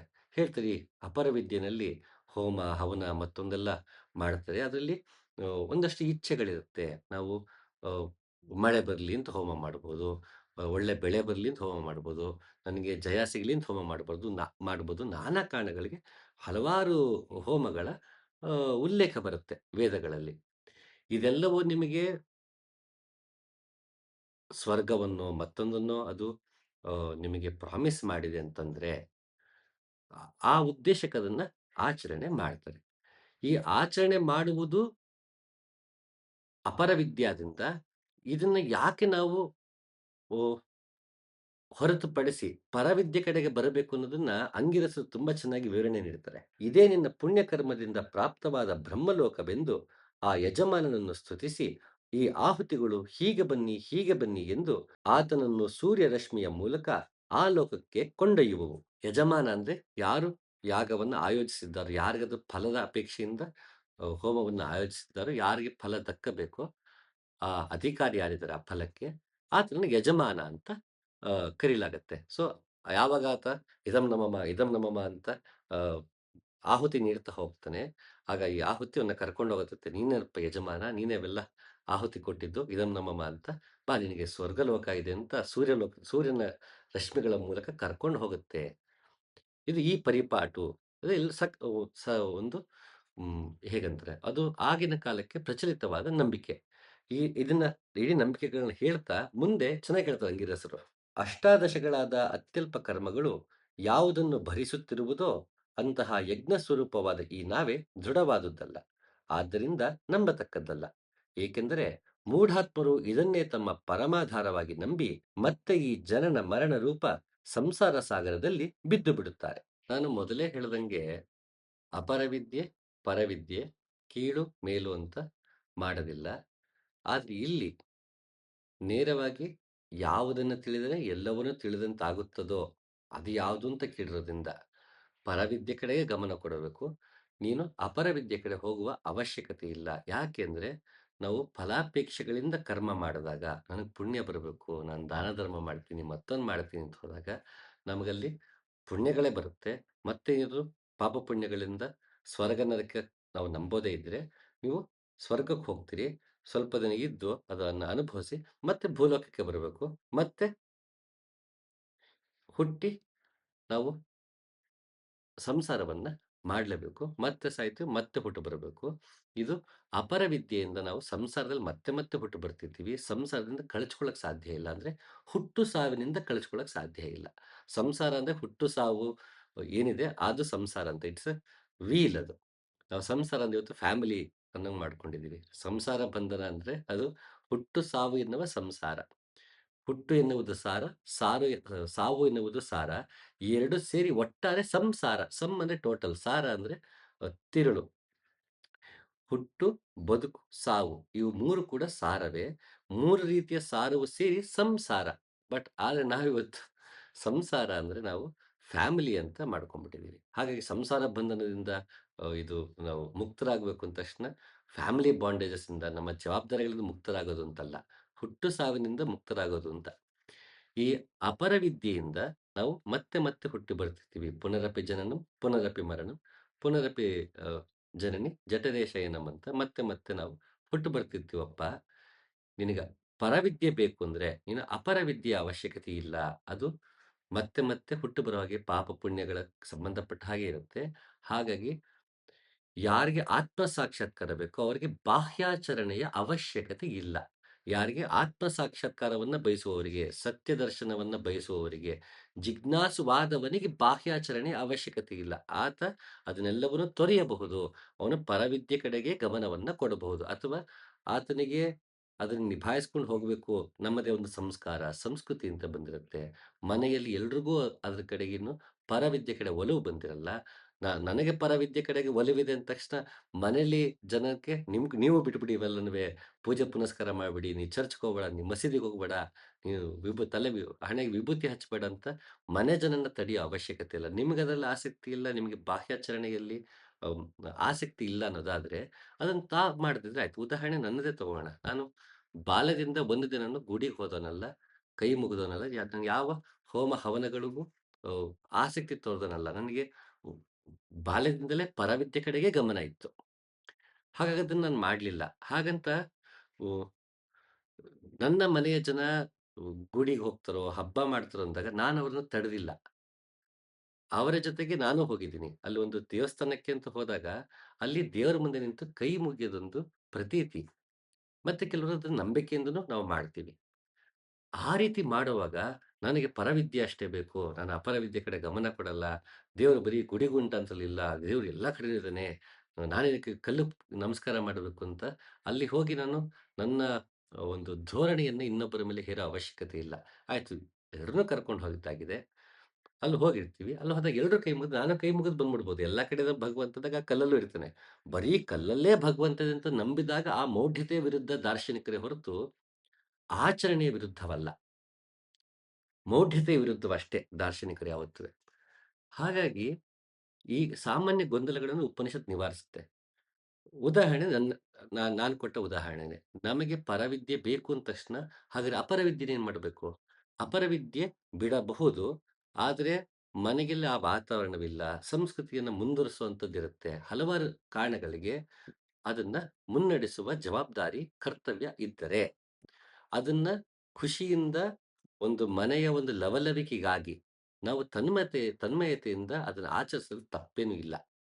ಮತ್ತೆ ಈ ನಾವದನ್ನ ಬಿಟ್ಟಿದೀವಿ ಅಂದ ತಕ್ಷಣ ಎಲ್ರೂ ಅದನ್ನ ಬಿಡಬೇಕು ಅಂತಿಲ್ಲ. ಸಾಮಾನ್ಯ ಏನಾಗುತ್ತೆ, ಒಬ್ರು ಯಾವ್ದೋ ಒಂದು ಆಶ್ರಮಕ್ಕೋ, ಮಠಕ್ಕೋ ನಡ್ಕೊಳಕ್ ಶುರು ಮಾಡಿರ್ತಾರೆ. ಒಂದು ಸಂಸ್ಥೆಗೆ ಒಬ್ಬ ಗುರುವಿಗೂ ನಡ್ಕೊಳಕ್ ಶುರು ಮಾಡಿರ್ತಾರೆ. ಮನೆಯಲ್ಲಿ ಗಂಡನೋ, ಹೆಂಡತಿಯೋ ಅಥವಾ ಮಗನೋ, ಮಗಳೋ ನಡ್ಕೊಳಕ್ ಶುರು ಮಾಡಿರ್ತಾರೆ. ಸಾಮಾನ್ಯ ಕೆಲವು ಮನೆಗಳಲ್ಲಿ ಏನಾಗುತ್ತೆ ಅದನ್ನ ಮನೆಯ ಇನ್ನು ಇತರೆ ಸದಸ್ಯರ ಮೇಲೆ ಹೇರಲ್ಪಡೋದಕ್ಕೆ ಶುರು ಮಾಡ್ತಾರೆ. ನೋಡಿ ನಾನು ಇವೆಲ್ಲ ಮಾಡೋದೇ ಇಲ್ಲ. ನಮ್ಮನೇಲಿ ಇನ್ನೂ ಬುದ್ಧಿ ಕಲ್ತಿಲ್ಲ. ಅವ್ರುಗಳು ಇನ್ನೂ ಅದನ್ನೇ ಮಾಡ್ಕೊಂಡು ಕೂತಿದ್ದಾರೆ ಅನ್ನೋಕೆ ಶುರು ಮಾಡ್ತಾರೆ. ಕೆಲವರು ಆಹ್, ಓಹ್, ಮಾಂಸಾಹಾರವನ್ನ ತೊರೆದು ಬಿಡ್ತಾರೆ ಕೆಲವರು.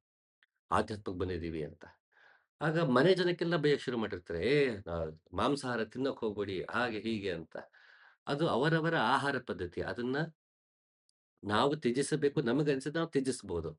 ಇನ್ನೊಬ್ಬರಿಗೆ ಹೇರುವ ಅವಶ್ಯಕತೆ ಇಲ್ಲ. ನಮ್ಮ ಆಚರಣೆಗಳು, ನಮ್ಮ ಧೋರಣೆಗಳು ಎಲ್ಲರ ಮೇಲೂ ಹೇರಬೇಕು ಎನ್ನುವ ಅವಶ್ಯಕತೆ ಇಲ್ಲ. ನಮಗದ್ರ ಕಡೆ ಒಲವಿಲ್ವಾ? ಒಲವಿಲ್ಲ. ಇನ್ನೊಬ್ರಿಗೆ ಒಲವಿದೆಯಾ? ಒಲವಿದೆ. ಇನ್ನೊಬ್ಬರನ್ನ ಗೌರವಿಸುವುದು ಕೂಡ ನಮ್ಮದಷ್ಟೇ ಕರ್ತವ್ಯ. ಹಾಗಾಗಿ ಉಪನಿಷತ್ಕಾರರು ತುಂಬಾ ಸ್ಪಷ್ಟವಾಗಿ ಹೇಳ್ತಾರೆ, ಪರವಿದ್ಯೆ, ಅಪರವಿದ್ಯೆ. ಅಪರವಿದ್ಯೆ ನಮ್ಮನ್ನ ಜನನ ಮರಣದಿಂದ ಹೊರಗೆ ಕರ್ಕೊಂಬರಕ್ ಸಾಧ್ಯ ಇಲ್ಲ. ಪರವಿದ್ಯೆ ಮಾತ್ರ ನಮ್ಮನ್ನ ಜನನ ಮರಣದಿಂದ ಹೊರಗೆ ಕರ್ಕೊಂಬರಕ್ ಸಾಧ್ಯ. ಅದು ನಮಗೆ ಆತ್ಮ ಸಾಕ್ಷಾತ್ಕಾರ, ಸತ್ಯ ಸಾಕ್ಷಾತ್ಕಾರ, ನಿರ್ವಾಣ, ಕೈವಲ್ಯ ಅದನ್ನ ಏನಾದ್ರು ಕರೆಯೋಣ. ಅದು ನಮಗೆ ದಕ್ಕಿಸೋದು ಪರವಿದ್ಯೆ ಮಾತ್ರ. ಹಾಗೆ ನೀ ಏನು ಕೇಳಿದ್ಯಾ? ಯಾವುದನ್ನ ತಿಳಿದರೆ ಎಲ್ಲವನ್ನೂ ತಿಳಿದಂತಾಗುತ್ತದೋ ಅದು ಯಾವುದನ್ನ ಕೇಳಿದ್ಯಲ್ಲ, ಅದು ಬೇಕು ಅಂದ್ರೆ ಪರವಿದ್ಯೆ ಕಡೆಗೆ ಬರಬೇಕು. ಬೇರೆ ಏನು ಮಾಡಿದ್ರು ಸಿಗೋದಿಲ್ಲ ಅಂತ ಅರ್ಥ. ಅದನ್ನ ಮಾಡ್ಬೇಕೋ ಮಾಡ್ಬಾರ್ದು ಉಪನಿಷತ್ಕಾರರು ಅದನ್ನ ಗಮನ ಕೊಡಕ್ ಹೋಗಲ್ಲ. ಅದು ನಿನಗೆ ಫಲಗಳನ್ನಷ್ಟೇ ನೀಡುತ್ತಪ್ಪ. ಫಲಗಳಿಂದ ಮುಕ್ತಿ ಪಡೆಯುವುದೇ ನಿಜವಾದ ಮೋಕ್ಷ. ಹಾಗಾಗಿ ನೀನು ಪರವಿದ್ಯೆ ಕಡೆಗೆ ಬರಬೇಕು ಅಂತ ಉಪನಿಷತ್ಕಾರರು ತುಂಬಾ ಸ್ಪಷ್ಟವಾಗಿ ಹೇಳಿದ್ದಾರೆ. ಎಲ್ಲವನ್ನರಿಯಬಹುದು, ಸಾವನ್ನರಿಯಬಾರದು. ಸರ್ವ ವಿದ್ಯೆ ಸಕಲ ವ್ಯಾಪ್ತಿಯನ್ನರಿಯಬಹುದು, ಸಾವನ್ನರಿಯಬಾರದು. ಹರಿ, ಬ್ರಹ್ಮ, ಕಾಲ, ಕಾಮ, ದಕ್ಷಾದಿ ದಾನವ ಮಾನವರಿಗೆಲ್ಲ ಸಾವು. ಮಹಾಪುರುಷರಿಗೆಯೂ ಸಾವು. ಶಿವ ಶಿವ ಈ ಸಾವನರಿಯದಿ ಲೋಕ ಪ್ರಪಂಚವ ಮರೆದು ಲಿಂಗದಲ್ಲಿ ನೆನೆಹು ನೆಲೆಗೊಂಡಡೆ ಈ ಮಹಾಮಹಿಮಂಗೆ ಸಾವಿಲ್ಲ. ಈ ಸಾವನರಿಯದೆ ಅರೆ ಮರಳ ಅರಿವು ಮಹಾಹಾನಿ ಕಾಣ ಗುಹೇಶ್ವರ. ಇಲ್ಲೂ ಕೂಡ ಪರವಿದ್ಯೆ ಅಪರವಿದ್ಯೆ ಬಗ್ಗೆನೇ ಅಲ್ಲಮ ಹೇಳ್ತಾ ಮತ್ತಷ್ಟು ವಿಡಂಬನಾತ್ಮಕವಾಗಿಬಿಡುತ್ತೆ. ಉಪನಿಷತ್ಕಾರಲ್ಲಿ ವಿಡಂಬನೆ ಇರಲಿಲ್ಲ. ಅವರು ನೇರವಾಗಿ ಪರವಿದ್ಯೆ ಅಪರವಿದ್ಯೆ ಅಷ್ಟೇ ಹೇಳಿದ್ರು. ಯಾವಾಗ ಅಪರವಿದ್ಯೆ ಸಂಬಂಧಪಟ್ಟ ಹಾಗೆ ಮೌಢ್ಯತೆಗಳು, ಮೂಢನಂಬಿಕೆ, ಬರೀ ಬಾಹ್ಯಾಚರಣೆಯೇ ಶ್ರೇಷ್ಠವಾದ ಆಚರಣೆ ಅನ್ಕೊಂಡು ಅದರಲ್ಲೇ ತೊಡಗಿಸ್ಕೊಂಡ್ಬಿಡೋದು. ಮತ್ತೆ ಬಾಹ್ಯಾಚರಣೆಯಲ್ಲಿ ನನ್ನ ಆಚರಣೆನೇ ಸರಿ, ನಿನ್ನ ಆಚರಣೆ ತಪ್ಪು. ಅದು ಎಡಗೈಲಿ ಮಾಡ್ಬೇಕಾ, ಬಲಗೈಲಿ ಮಾಡ್ಬೇಕಾ, ಎಷ್ಟು ಗಂಟೆಗೆ ಮಾಡ್ಬೇಕಾ, ಯಾವ ಮಡಿ ಉಟ್ಕೊಂಡ್ ಮಾಡ್ಬೇಕು, ಆ ಪಂಚಾಂಗ ನೋಡ್ಬೇಕಾ, ಈ ಪಂಚಾಂಗ ನೋಡ್ಬೇಕಾ, ಇದ್ರ ಕಡೆನೇ ನಮಗೆ ಒಲವು ಹೋಗ್ಬಿಟ್ಟು ಒಳಗಿನ ಆಚರಣೆ ಗಮನ ಕೊಡದೆ ಬರೀ ಬಾಹ್ಯಾಚರಣೆದಲ್ಲೇ ಮುಳುಗಿ, ಅದೇ ನಿಜವಾದ ಆಚರಣೆ ಅಂತ ಅಂದ್ಕೊಳ್ಳುವಂತ ಹಂತ ಅಲ್ಲಮನ ಕಾಲಕ್ಕೆ ಬಂದ್ಬಿಟ್ಟಿತ್ತು. ಹಾಗಾಗಿ ಅಲ್ಲಮನ ಮಾತಲ್ಲಿ ವಿಡಂಬನೆ ಇದೆ. ಉಪನಿಷತ್ಕಾರರ ಮಾತಲ್ಲಿ ವಿಡಂಬನೆ ಇಲ್ಲ. ಯಾಕೆಂದ್ರೆ ಬಹುಶಃ ಆ ಕಾಲಕ್ಕೆ ಅಷ್ಟೊಂದು ಮೌಢ್ಯತೆ ಹೆಚ್ಚಿರ್ಲಿಲ್ಲ ಅನ್ಸುತ್ತೆ. ಬಹುಶಃ ಉಪನಿಷತ್ಕಾರರ ಕಾಲಕ್ಕೆ. ಅಲ್ಲಮನ ಕಾಲಕ್ಕೆ ಅದು ಯಥೇಚ್ಛವಾಗಿದ್ದು ತಮಗೆಲ್ಲ ಗೊತ್ತಿರೋದೆ. ಹಾಗಾಗಿ ಬಾಹ್ಯಾಚರಣೆಯನ್ನೇ ನಿಜವಾದ ಆಚರಣೆ. ಅದೇ ಹ್ಮ್, ಅಪರವಿದ್ಯೆ, ಪರವಿದ್ಯೆ ಅಂತ ನಂಬ್ಕೊಂಡಿದ್ದಾಗ ಅಲ್ಲಮ ಇಷ್ಟು ವಿಡಂಬನಾತ್ಮಕವಾಗಿ ಮಾತಾಡ್ತಾರೆ. ಇಲ್ಲಿ ಸಾವನ್ನ 2 ರೀತಿ ನೋಡ್ಬೋದು. ಒಂದು, ಅಂತ ಮಹಾಪುರುಷರು ಸತ್ತೋಗ್ತಾರೆ. ಅಂದ್ರೆ ಹುಟ್ಟಿದನೆ ದೇಹ ಬಿಟ್ಟು ಹೋಗೇ ಹೋಗ್ತಾನೆ. ನಾವು ಕೂಡ ಒಂದಲ್ಲ ಒಂದು ದಿನ ದೇಹ ಬಿಟ್ಟು ಹೋಗೇ ಹೋಗ್ತೀವಿ. ಇದನ್ನ ಮರ್ತು ಬಿಡ್ತೀವಿ. ಇದನ್ನ ಮರೆತು ಬರೀ ಬಾಹ್ಯಾಚರಣೆಯಲ್ಲೇ ತೊಡ್ಕೊಂಡ್ಬಿಡ್ತೀವಿ. ಒಳಗಿನ ಆಚರಣೆಯನ್ನ ಬಿಟ್ಬಿಡ್ತೀವಿ. ಇಲ್ಲಿ ಇನ್ನೂ ಒಂದು ಅರ್ಥ, ಮಹಾಪುರುಷ ಆಗ್ಬೇಕು ಅಂದ್ರೆ ಆತ ಸಾಯ್ಬೇಕು. ಯಾವುದು? ನಾನು ಎನ್ನುವುದು ಸಾಯ್ಬೇಕು. ನಾನು ಎನ್ನುವುದು ಸತ್ತಾಗ ಮಾತ್ರ ಆತನಿಗೆ ಗುಹೇಶ್ವರ ದಕ್ಕೋದು. ಅದಕ್ಕೆ ಅಲ್ಲಮ್ಮ ಹೇಳ್ತಾ ಇದ್ದಾರೆ, ಅಂಥವನು ಸಾಯ್ತಾನೆ, ಮಹಾಪುರುಷರಿಗೂ ಸಾವಿದೆ. ಇದನ್ನ ಅರ್ಥ ಮಾಡ್ಕೊಳ್ದೆ ಜನ ನಾವೇನೋ ತಿಳ್ಕೊಂಬಿಟ್ಟಿದೀವಿ, ಅಪರವಿದ್ಯೆನೇ ಪರವಿದ್ಯೆ ಅಂತ ಅನ್ಕೊಂಡು ಆಚರಿಸ್ತಿದೀವಲ್ಲ, ಇಂಥದ್ರಿಂದ ಹಾನಿ ಕಾಣ ಗುಹೇಶ್ವರ ಅಂತ ಮೌಢ್ಯತೆಯನ್ನೇ ಸತ್ಯವೆಂದು ಭಾವಿಸುವ ಜನರಿಂದ ಆಗುತ್ತಿರುವ ಸಾಮಾಜಿಕ, ಧಾರ್ಮಿಕ ಮತ್ತೆ ವೈಚಾರಿಕ ಹಾನಿ ಏನಿದೆ, ಅದನ್ನ ಅಲ್ಲಮ್ಮ ಆಗಿನ ಕಾಲದಲ್ಲಿ ಅದನ್ನು ಗುರುತಿಸಿ ವಚನವನ್ನ ಕಟ್ಟಿ ಇವತ್ತು ಕೂಡ ನಮ್ಗದು ಉಳಿಸ್ಕೊಂಡ್ ಬಂದಿದ್ದೀವಿ. ಆ ಅಲ್ಲಮನ ಮಾತು ನಮಗಿವತ್ತು ನಮ್ಮ ವಿವೇಚನೆಗೆ ಮದ್ದಾಗಿ ಕೆಲಸ ಮಾಡಬೇಕಾಗಿದೆ. ಮೌಢ್ಯತೆ ಎಲ್ಲ ಧರ್ಮದಲ್ಲೂ, ಎಲ್ಲ ಕಾಲದಲ್ಲೂ ಅದಿದೆ. ಅದು ಜನರಲ್ಲಿದೆ. ಧರ್ಮ, ಮತ, ಆಚರಣೆಗಳು ಎಲ್ಲದರಲ್ಲೂ ಕೊನೆಗೆ ಮೌಢ್ಯತೆ ಯಾಕೆ ಬರುತ್ತೆ ಅಂದ್ರೆ, ಅದು ಮನುಷ್ಯನಲ್ಲೇ ಮೌಢ್ಯತೆ ಇದೆ. ಅವನ ಮೌಢ್ಯತೆ ಆ ಧರ್ಮಗಳಲ್ಲಿ ಕಾಣಕ್ ಶುರು ಆಗುತ್ತೆ. ಉದಾಹರಣೆ ಯಾವಾಗ್ಲೂ ಹೇಳ್ತಾ ಇರ್ತೀನಿ ನಾನು. ಬಾಬಾ ಸಾಹೇಬರು ಬೌದ್ಧ ಧರ್ಮವನ್ನ ಸ್ವೀಕರಿಸಿದ್ರು. ಭಂತೆ ಚಂದ್ರಮಣಿ ಅಂತ ಮಯನ್ಮಾರಿಂದ ಅನ್ಸುತ್ತೆ. ಅಲ್ಲಿಂದ ಭಂತೇಜಿ ಬಂದು ಅವರಿಗೆ ದೀಕ್ಷೆಯನ್ನ ನೀಡ್ತಾರೆ.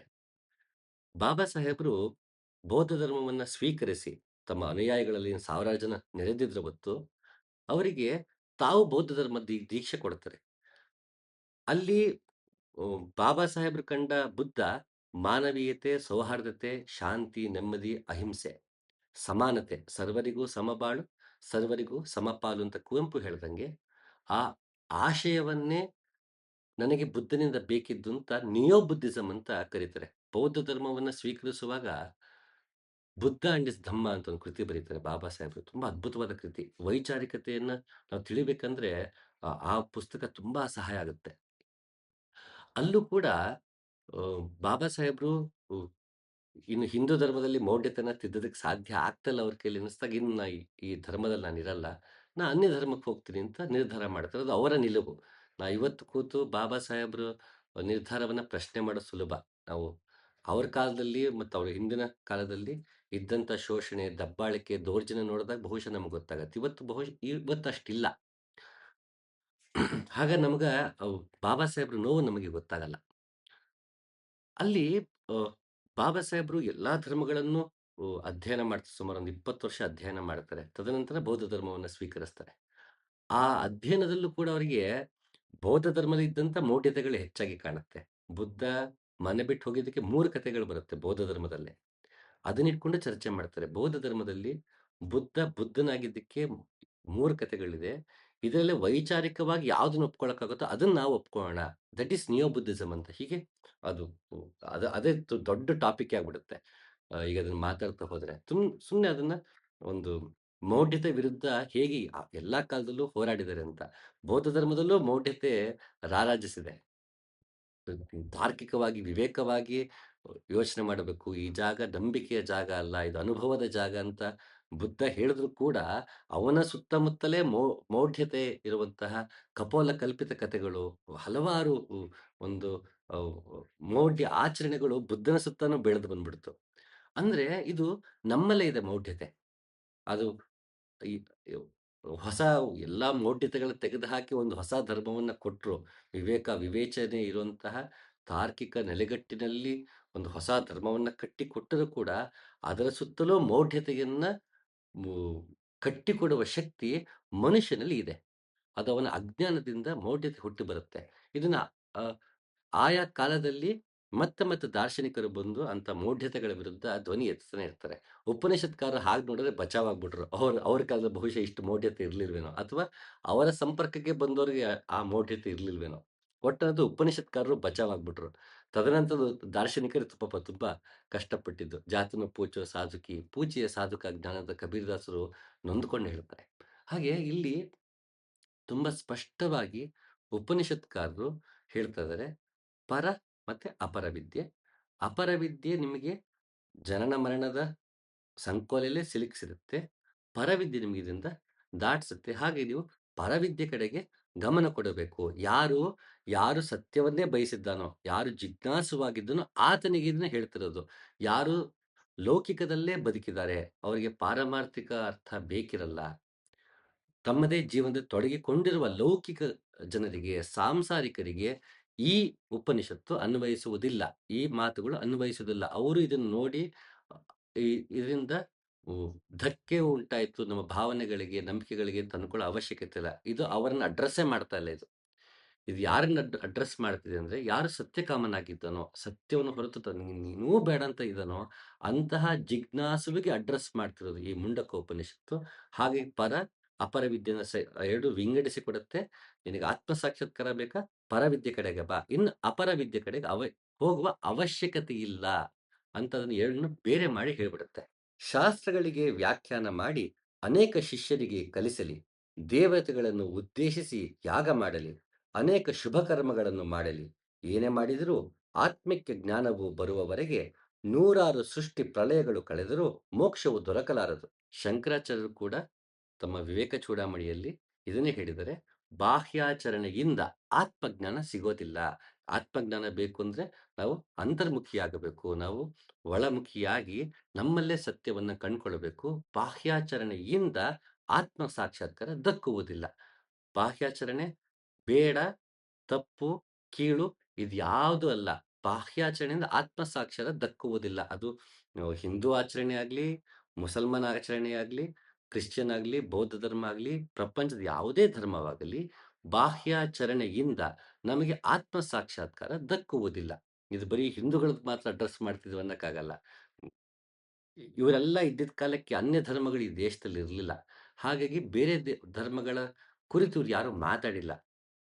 ಅದೇ ನೀವು ಶರೀಫ್ ಅಜ್ಜ, ಕಬೀರ್ದಾಸ ಕಾಲಕ್ಕೆ ಬಂದ್ರೆ, ನಮಗೆ ಎಲ್ಲ ಧರ್ಮಗಳ ಬಗ್ಗೆ ಮಾತಾಡಿದ್ದು ಉಲ್ಲೇಖ ಸಿಗುತ್ತೆ. ಸರಹಪಾದನಲ್ಲಿ ಉಲ್ಲೇಖ ಸಿಗುತ್ತೆ. ಸರಹಪಾದ ಎಲ್ಲ ಮತಗಳನ್ನು ನಿಂದನೆ ಮಾಡ್ತಾ ಬರ್ತಾನೆ. ಆತ ಬೌದ್ಧ ಧರ್ಮವನ್ನು ನಿಂದಿಸ್ಬಿಡ್ತಾನೆ. ಯಾಕೆಂದ್ರೆ ಅವನ ಕಾಲಕ್ಕಾಗ್ಲೇ ಬೌದ್ಧ ಧರ್ಮ ಮೌಢ್ಯತೆಗಳು ಮತ್ತೆ ಬುದ್ಧ ಸಾರಿದ ಸಂದೇಶ ಏನು ಅನ್ನೋದ್ರ ಬಗ್ಗೆ ಗೊಂದಲಗಳು, ಅದ್ರ ಬಗ್ಗೆ ಟೀಕೆ, ಟಿಪ್ಪಣಿ, ವ್ಯಾಖ್ಯಾನ ಹೀಗೆಲ್ಲ ಶುರು ಆಗ್ಬಿಟ್ಟಿತ್ತು.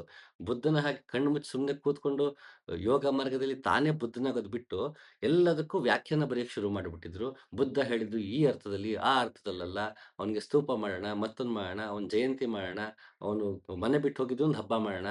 ಈ ಥರ ಬಾಹ್ಯಾಚರಣೆಗೆ ಸಿಕ್ಕಾಕೊಂಡಾಗ ಕೊನೆ ಬೌದ್ಧ ಧರ್ಮವನ್ನು ಸರಹಪದ ವಿಡಂಬನೆಯಿಂದ ಆಡ್ಕೋಬೇಕಾಗತ್ತೆ, ಖಂಡಿಸ್ಬೇಕಾಗತ್ತೆ. ಉಪನಿಷತ್ ಕಾಲದಲ್ಲಿ ಅದು ಸಿಗಲ್ಲ. ಯಾಕಂದ್ರೆ ಈ ಅವರಿದ್ದ ಪ್ರದೇಶ ಏನಿತ್ತು, ಅಲ್ಲಿ ಅನ್ಯ ಕಾಲಗಳು ಇರ್ಲಿಲ್ವೇನೋ ಬಹುಶಃ. ಇನ್ನು ನೀವು ಶರೀಫಜ್ಜನವಿ ಕಾಲಕ್ಕೆ ಬಂದಾಗ, ಅವರು ರೋಜಾ ನಮಾಜಿ ರಬ್ಬಾನ ರಾಜಿ ಅಂತಾರೆ. ನೀನ್ ದಿನಾ ನಮಾಜ್ ಮಾಡಿದ್ರು ಕೂಡ ರಬ್ಬಾನ ರಾಜಿ, ದೇವ್ರು ನಿನಗೆ ಒಲಿಯಲ್ಲಪ್ಪ ಅಂದ್ಬಿಡ್ತಾನೆ. ಅಂದ್ರೆ ಆ ಕಾಲಕ್ಕೆ ಶರೀಫ್ ಅಜ್ಜ ಇದ್ದ ಕಾಲಕ್ಕೆ ಉತ್ತರ ಕರ್ನಾಟಕದಲ್ಲಿ ಹಿಂದೂಗಳು, ಮುಸಲ್ಮಾನರು ಎಲ್ಲರೂ ಬೆರೆತಿದ್ದಂತಹ ಸಮಾಜವಾದ್ದರಿಂದ 2 ಧರ್ಮದ ಜನರು ಯಾರು ತಮ್ಮ ಬಳಿಗೆ ಬರ್ತಾರೋ ಅವರಿಗೆ ಹಿಂದೂಗೂ ಬಾಹ್ಯಾಚರಣೆಯ ಇಂದ ಅಂತರ್ಮುಖಿಯಾಗು ಅಂತ ಹೇಳಿದ್ದಾರೆ. ಮುಸಲ್ಮಾನರಿಗೂ ಬಾಹ್ಯಾಚರಣೆಯಿಂದ ಅಂತರ್ಮುಖಿಯಾಗು, ಅದನ್ನ ತೊರೆದು ಈ ಕಡೆಗೆ ಬಾ ಅಂತ ಕರೆದಿದ್ದಾರೆ. ಕಬೀರ್ ದಾಸರು ಕೂಡ ಅ, ಮೌಲಾ ಮೌಲಾ ಲಾಖ್ ಪುಕಾರೆ, ಮೌಲ ಹಾತ್ ನಾಯಿ ಅಂತಾರೆ. ಮೌಲ ಮೌಲ ಅಂತ ಅಲ್ಲ ಅಲ್ಲ ಅಂತ ನೀನು ದಿನಾಪೂರ್ತಿ ನೀನು ಲಕ್ಷಗಟ್ಟಲೆ ಸರಿ ಹೇಳ್ಕೊಂಡ್ರು ನಿನಗೆ ಅವನು ಕೈಗೆ ಸಿಗಲ್ಲ. ಹ್ಮ್. ಪಾನಿ ಪಾನಿ ರಟತೆ ರಟತೆ ಪ್ಯಾಸ ಹಿ ಮರ್ ಜಾಯೆ ಅಂತ. ನಾವು ಏನು ನೀರು ನೀರು ಅಂತ ಆ, ಹೇಳ್ಕೊತಿದ್ರು ಕೂಡ ದಾಹ ತೀರಲ್ಲಪ್ಪ. ನಾವು ಪದಗಳ ಜೊತೆ ಬಡ್ದಾಡ್ತಿದೀವಿ ಅಷ್ಟೇ ಬಿಟ್ರೆ ಅರ್ಥ ನಮಗೆ ಸಿಗ್ತಿಲ್ಲ. ಅಮ್, ಲಫ್ಜೋನ್ ಸೆ ಹಮ್ ಖೇಲ್ ರಹೆ ಹೇ ಮಾನ ಹಾತ್ ನ ಆಯೆ ಅಂತಾರೆ ಕಬೀರ್ ದಾಸರು. ನಾವು ಬರೀ ಪದಗಳ ಜೊತೆ ಆಟಾಡ್ತಿದೀವಿ, ಅರ್ಥ ನಮಗ್ ದಕ್ತಾ ಇಲ್ಲ ಅಂತ. ಅವರು ಕಬೀರ್ ದಾಸರು, ಬುಲ್ಲೆ ಶಾ, ಇವರೆಲ್ಲ ಅವರ ಕಾಲದಷ್ಟಕ್ಕೆ ಹಲವು ಧರ್ಮಗಳ ಸಮೀಕರಣ ಈ ದೇಶದಲ್ಲಿತ್ತು. ಹಾಗಾಗಿ ಎಲ್ಲ ಧರ್ಮದ ಮೌಢ್ಯತೆಯನ್ನು ಪ್ರಶ್ನೆ ಮಾಡಿದ್ದಾರೆ. ಉಪನಿಷತ್ಕಾರರಿಗೆ ಆ ಪ್ರಮೇಯ ಬರಲಿಲ್ಲ. ಅಲ್ಲಮ ಪ್ರಭು ಕಾಲಕ್ಕೆ ಒಂದಷ್ಟನ್ನ ವಿರೋಧಿಸಿದ್ರು. ದಾರ್ಶನಿಕರು ಯಾವ್ಯಾವ ಕಾಲಘಟ್ಟಕ್ಕೆ ಬಂದಿದ್ದಾರೆ, ಆಗಿನ ಸಾಮಾಜಿಕ ಪರಿಸ್ಥಿತಿ, ಧಾರ್ಮಿಕ ಸಂಘರ್ಷಗಳು ಮತ್ತೆ ಧಾರ್ಮಿಕ ಪಲ್ಲಟಗಳ ಆಧಾರದ ಮೇಲೆ ಅವರ ಅವರ ವಿಡಂಬನೆ ವಿಸ್ತಾರವಾಗ್ತಾ ಹೋಗಿದೆ. ಕೆಲವೊಮ್ಮೆ ಬರೀ ವಿಡಂಬನೆ ಮಾಡಿಕೊಂಡೇ ಹೋಗುವಷ್ಟು ಮಟ್ಟಿಗೆ ಮೌಢ್ಯತೆ ಹೆಚ್ಚಾಗ್ಬಿಟ್ಟಿತ್ತು. ಹೀಗಾಗಿ ಒಂದೊಂದು ಕಾಲದ ದಾರ್ಶನಿಕನಲ್ಲೂ ವಿಡಂಬನೆ ಕಠೋರವಾಗ ಆಗ್ತಾ ಹೋಗೋದಕ್ಕೆ ಕಾರಣ ಏನು ಅಂದ್ರೆ, ನಾವು ಅಷ್ಟು ಮೌಢ್ಯತೆಗಳಿಗೆ ಸಿಕ್ಕಾಕೋತೀವಿ. ಮೌಢ್ಯತೆಗಿಂತ ಹೆಚ್ಚಾಗಿ ಭಾಗ್ಯಾಚರಣೆಯನ್ನೇ ಆಚರಣೆ ಅನ್ಕೋತೀವಿ. ಅಪರವಿದ್ಯೆಯನ್ನೇ ಪರವಿದ್ಯೆ ಅನ್ಕೊಂಡಾಗ ಮತ್ತೆ ಮತ್ತೆ ಈ ರೀತಿ ದಾರ್ಶನಿಕರು ಬಂದು ಬಂದು ಹೇಳ್ಬೇಕಾಗತ್ತೆ. ಕರ್ಮಗಳು ಚಿತ್ತಶುದ್ಧಿಯುಂಟು ಮಾಡುತ್ತದೆ ಹೊರತು ವಸ್ತು ಉಪಲಬ್ಧಿಯಲ್ಲ. ವಸ್ತು ಸಿದ್ಧಿಯು ವಿಚಾರದಿಂದಲ್ಲದೆ ಕೋಟಿ ಕರ್ಮಗಳಿಂದಲೂ ಕೂಡ ಸ್ವಲ್ಪವೂ ಉಂಟಾಗುವುದಿಲ್ಲ. ಇಲ್ಲಿ ಕರ್ಮದಿಂದ ಚಿತ್ತಶುದ್ಧಿ ಅಂತ ಆ, ಹೇಳ್ತಾರೆ ಶಂಕರಾಚಾರ್ಯರು. ಅಂದ್ರೆ ನಮ್ಮ ಬಾಹ್ಯಾಚರಣೆಯಿಂದ ಒಂದಷ್ಟು ನಮಗೆ ಶಿಸ್ತು, ಒಂದಷ್ಟು ಸಂಯಮ, ಒಂದಷ್ಟು ಮನಸ್ಸಿಗೆ ನೆಮ್ಮದಿ, ನಿರಾಳ, ಈ ರೀತಿ ಚಿತ್ತಶುದ್ಧಿ ಆಗಬಹುದು. ಅದನ್ನ ಅಲ್ಲಗಳಿತಿಲ್ಲ. ನಾ ದಿನಕ್ಕೆ 3 ಹೊತ್ತು ನಮಾಜ್ ಮಾಡಕ್ ಹೋಗ್ತೀನಿ. ನಾ ಒಂದು ಶಿಸ್ತನ್ನ ಕಾಪಾಡ್ಕೊಳ್ತೀನಿ. ಬೇಗ ಎದ್ದು ಹೋಗ್ತೀನಿ. ದಿನ ಸ್ವಚ್ಛವಾಗಿ ಹೈಜಿನಿಕ್ ಆಗಿ ನಾನು ನಮಾಜ್ ಮಾಡಿ ಬರ್ತೀನಿ. ಅಲ್ಲಿ ಎಲ್ಲರೂ ಸಮಾನರಾಗಿ ಕೂರ್ತಾರೆ. ಸಾಮಾನ್ಯ ಅಲ್ಲಿ ಈಗ ಒಂದೇ ಗರಾಜಿಂದ ಹೊರಟಿರ್ತಾನೆ. ಮಾಲೀಕನು ಹೊರಟಿರ್ತಾನೆ. ಅಲ್ಲಿ ಕೆಲಸ ಮಾಡೋ ಹುಡುಗನು ಹೊರಟಿರ್ತಾರೆ. ಮಸೀದಿ ಒಳಗೆ ಹೋದಾಗ ಅಲ್ಲಿ ಉ ಮಾಲೀಕನು ಪಕ್ಕದಲ್ಲೇ, ಕೆಲಸ ಮಾಡೋನು ಪಕ್ಕದಲ್ಲೇ. ಮಸೀದಿ ಒಳಗೆ ಅಲ್ಲಾಹುವಿನ ಪ್ರಾರ್ಥನೆಗೆ ಅಂತ ಕೂತಾಗ ಅಲ್ಲಿ ಶ್ರೀಮಂತ, ಬಡವ, ನಾನು ಸಾಹುಕಾರ, ನೀನು ಕೆಲಸದವನು ಅಂತ ನೋಡೋ ಹಾಗಿಲ್ಲ ಅಂತ ಪದ್ಧತಿ ಅವರಲ್ಲಿ. ಸೊ ಆ ರೀತಿ ಆ ಸಮಾನತೆಯನ್ನ ಮಸೀದಿಯಿಂದನೂ ಹೊರಗೆ ಬಂದಲ್ಲೂ ತಗೊಂಡ್ ಬರ್ಬೇಕು actually. That was their intention. ಆದ್ರೆ ನಾವು ಬಾಹ್ಯಾಚರಣೆಯನ್ನ ಅಲ್ಲಿಗೆ ನಿಲ್ಲಿಸೋದ್ರಿಂದ ಅದು ನಮಗೆ ಚಿತ್ತಶುದ್ಧಿ ಉಂಟಾಗೋದಕ್ಕೆ ಸಾಧ್ಯ ಆಗಲ್ಲ ಅವಾಗ. ಎಲ್ರನ್ನೂ ಸಮನಾಗಿ ನೋಡ್ಬೇಕು. ಇಲ್ಲ ನಾನ್ ಬರೀ ನಾನ್ ಮುಸಲ್ಮಾನ ಪ್ರೀತಿ ಮಾಡ್ತೀನಿ ಹಂಗಾಗ್ಬಿಡುತ್ತೆ. ಅದು ಯಾವ ಮಟ್ಟಿಗೆ ಹಾನಿ ಉಂಟು ಮಾಡಿದೆ ಸಮಾಜದಲ್ಲಿ ಅನ್ನೋದು ನಮಗೆಲ್ಲ ಗೊತ್ತೇ ಇದೆ. ಕರ್ಮಠತನ ನಮ್ಮನ್ನ ಹಾಳು ಮಾಡ್ತಾ ಹೋಗುತ್ತೆ. ಆದ್ರೆ ಎಲ್ಲಾ ಬಾಹ್ಯಾಚರಣೆಗಳು, ಪ್ರತಿಯೊಂದು ಧರ್ಮದ್ದು ಕೂಡ ಎಲ್ಲಾ ಬಾಹ್ಯಾಚರಣೆಗಳು ಒಂದು ಕಾಲದಲ್ಲಿ ನಮ್ಮನ್ನ ಶಿಸ್ತುಬದ್ಧವಾಗಿ ಮಾಡ್ಲಿಕ್ಕೆ, ನಮಗೊಂದಷ್ಟು ಸಂಯಮವನ್ನ ಕಲಿಸೋದಿಕ್ಕೆ, ಭಗವಂತನ ಸ್ಮರಣೆ ನಮಗೆ ಆಗಾಗ ಆಗ್ತಿರ್ಲಿ ಅಂತ ನಾನಾ ಕಾರಣಗಳಿಗೆ ಮನುಷ್ಯನಾಗಿ ಉಳಿಸುವ ಪ್ರಯತ್ನವನ್ನ ಎಲ್ಲಾ ಧರ್ಮಗಳು ಬಾಹ್ಯಾಚರಣೆಗಳಲ್ಲಿ ನಮಗೆ ಒಂದಷ್ಟು ರೀತಿ ರಿವಾಜಗಳನ್ನ ನಮಗೆ ಕಟ್ಕೊಟ್ಟಿದೆ. ನಾವು ಅದನ್ನ ಮಾಡುತ್ತಾ ನಮ್ಮ ಚಿತ್ತ ಶುದ್ಧಿ ಆಗಬೇಕು. ಅದು ಉದ್ದೇಶ. ಹಾಗಾಗಿ ಇಲ್ಲಿ ಆಚಾರ್ಯರು ಹೇಳ್ತಾರೆ, ಶಂಕರಾಚಾರ್ಯರು, ಈ ರೀತಿಯ ಕರ್ಮಗಳಿಂದ, ಬಾಹ್ಯಾಚರಣೆಗಳಿಂದ ಚಿತ್ತಶುದ್ಧಿ ಆಗತ್ತೆ. ಆದ್ರೆ ವಸ್ತು ಲಭ್ಯವಾಗಲ್ಲ. ಅಂದ್ರೆ ಸತ್ಯ ನಮಗೆ ದಕ್ಕೋದಿಲ್ಲ. ಅದಾಗಬೇಕು ಅಂತಂದ್ರೆ ವಸ್ತುಸಿದ್ಧಿಯು ವಿಚಾರದಿಂದಲ್ಲದೆ ಕೋಟಿ ಕರ್ಮಗಳಿಂದಲೂ ಕೂಡ ಸ್ವಲ್ಪವೂ ಉಂಟಾಗೋದಿಲ್ಲ. ಇಲ್ಲಿ ವಿಚಾರ ಮಾಡೋದ್ರಿಂದ ಏನು? ನನಗೆ ನಿತ್ಯಾನಿತ್ಯ ವಿವೇಕ ಗೊತ್ತಾಗಬೇಕು. ನನಗೆ ಏನು ಸಾಧನಾ ಚತುಷ್ಟಯ ಅಂತ ಹೇಳ್ತೀವಿ. ಅದರಲ್ಲಿ ಆ, ವಿವೇಕ, ವೈರಾಗ್ಯ, ಷಟ್ ಸಂಪತ್ತು ಮತ್ತೆ ಮುಮುಕ್ಷತ್ವ. ವಿವೇಕ ಅಂದ್ರೆ ನಿತ್ಯ ವಿವೇಕ. ಯಾವುದು ಟೆಂಪರರಿ, ಯಾವುದು ಪರ್ಮನೆಂಟು, ಇದು ನಮಗೆ ಡಿಸ್ಕ್ರಿಮಿನೇಷನ್ ಗೊತ್ತಾಗಬೇಕು. ವ್ಯತ್ಯಾಸ ನಮಗೆ ಗೊತ್ತಾಗಬೇಕು. ನನಗೆ ವೈರಾಗ್ಯ ಬರಬೇಕು. ಅಂದ್ರೆ ನಮ್ಮ ಸಾಮಾನ್ಯ ರಾಗ ದ್ವೇಷಗಳೇನಿದೆ, ಅರಿಷಡ್ ವರ್ಗಗಳಂತ ಹೇಳ್ತೀವಿ, ಅದನ್ನ ಮೀರುವಂತಹ ವೈರಾಗ್ಯ ಬರಬೇಕು. ನನಗೆ ಷಟ್ ಸಂಪತ್ತಿರಬೇಕು. ಅಲ್ಲಿ ತಿತಿಕ್ಷೆ, ಸಹಿಷ್ಣುತೆ, ತಾಳ್ಮೆ, ಉಪರತಿ, ಅಂದ್ರೆ ಮಾಮೂಲಿ ಸುಖಕ್ಕಿಂತ ಮೇಲೆ ಏರುವಂತಹ ಸ್ಥಿತಿ. ಹೀಗೆ 6 ಗುಣಗಳು ನಮ್ಮಲ್ಲಿರಬೇಕು. ಮತ್ತೆ ಮುಮುಕ್ಷತ್ವ, ಮೋಕ್ಷವನ್ನೇ ನಾವು ಸದಾ ಸ್ಮರಿಸ್ತಾ ಇರಬೇಕು, ಅದನ್ನೇ ಬಯಸ್ತಾ ಇರಬೇಕು ಅಂತ ಈ ಸಾಧನ ಚತುಷ್ಟಯವೇನ್ ಏನ್ ಕೊಡ್ತಾರೆ ಅದು ವಿಚಾರ.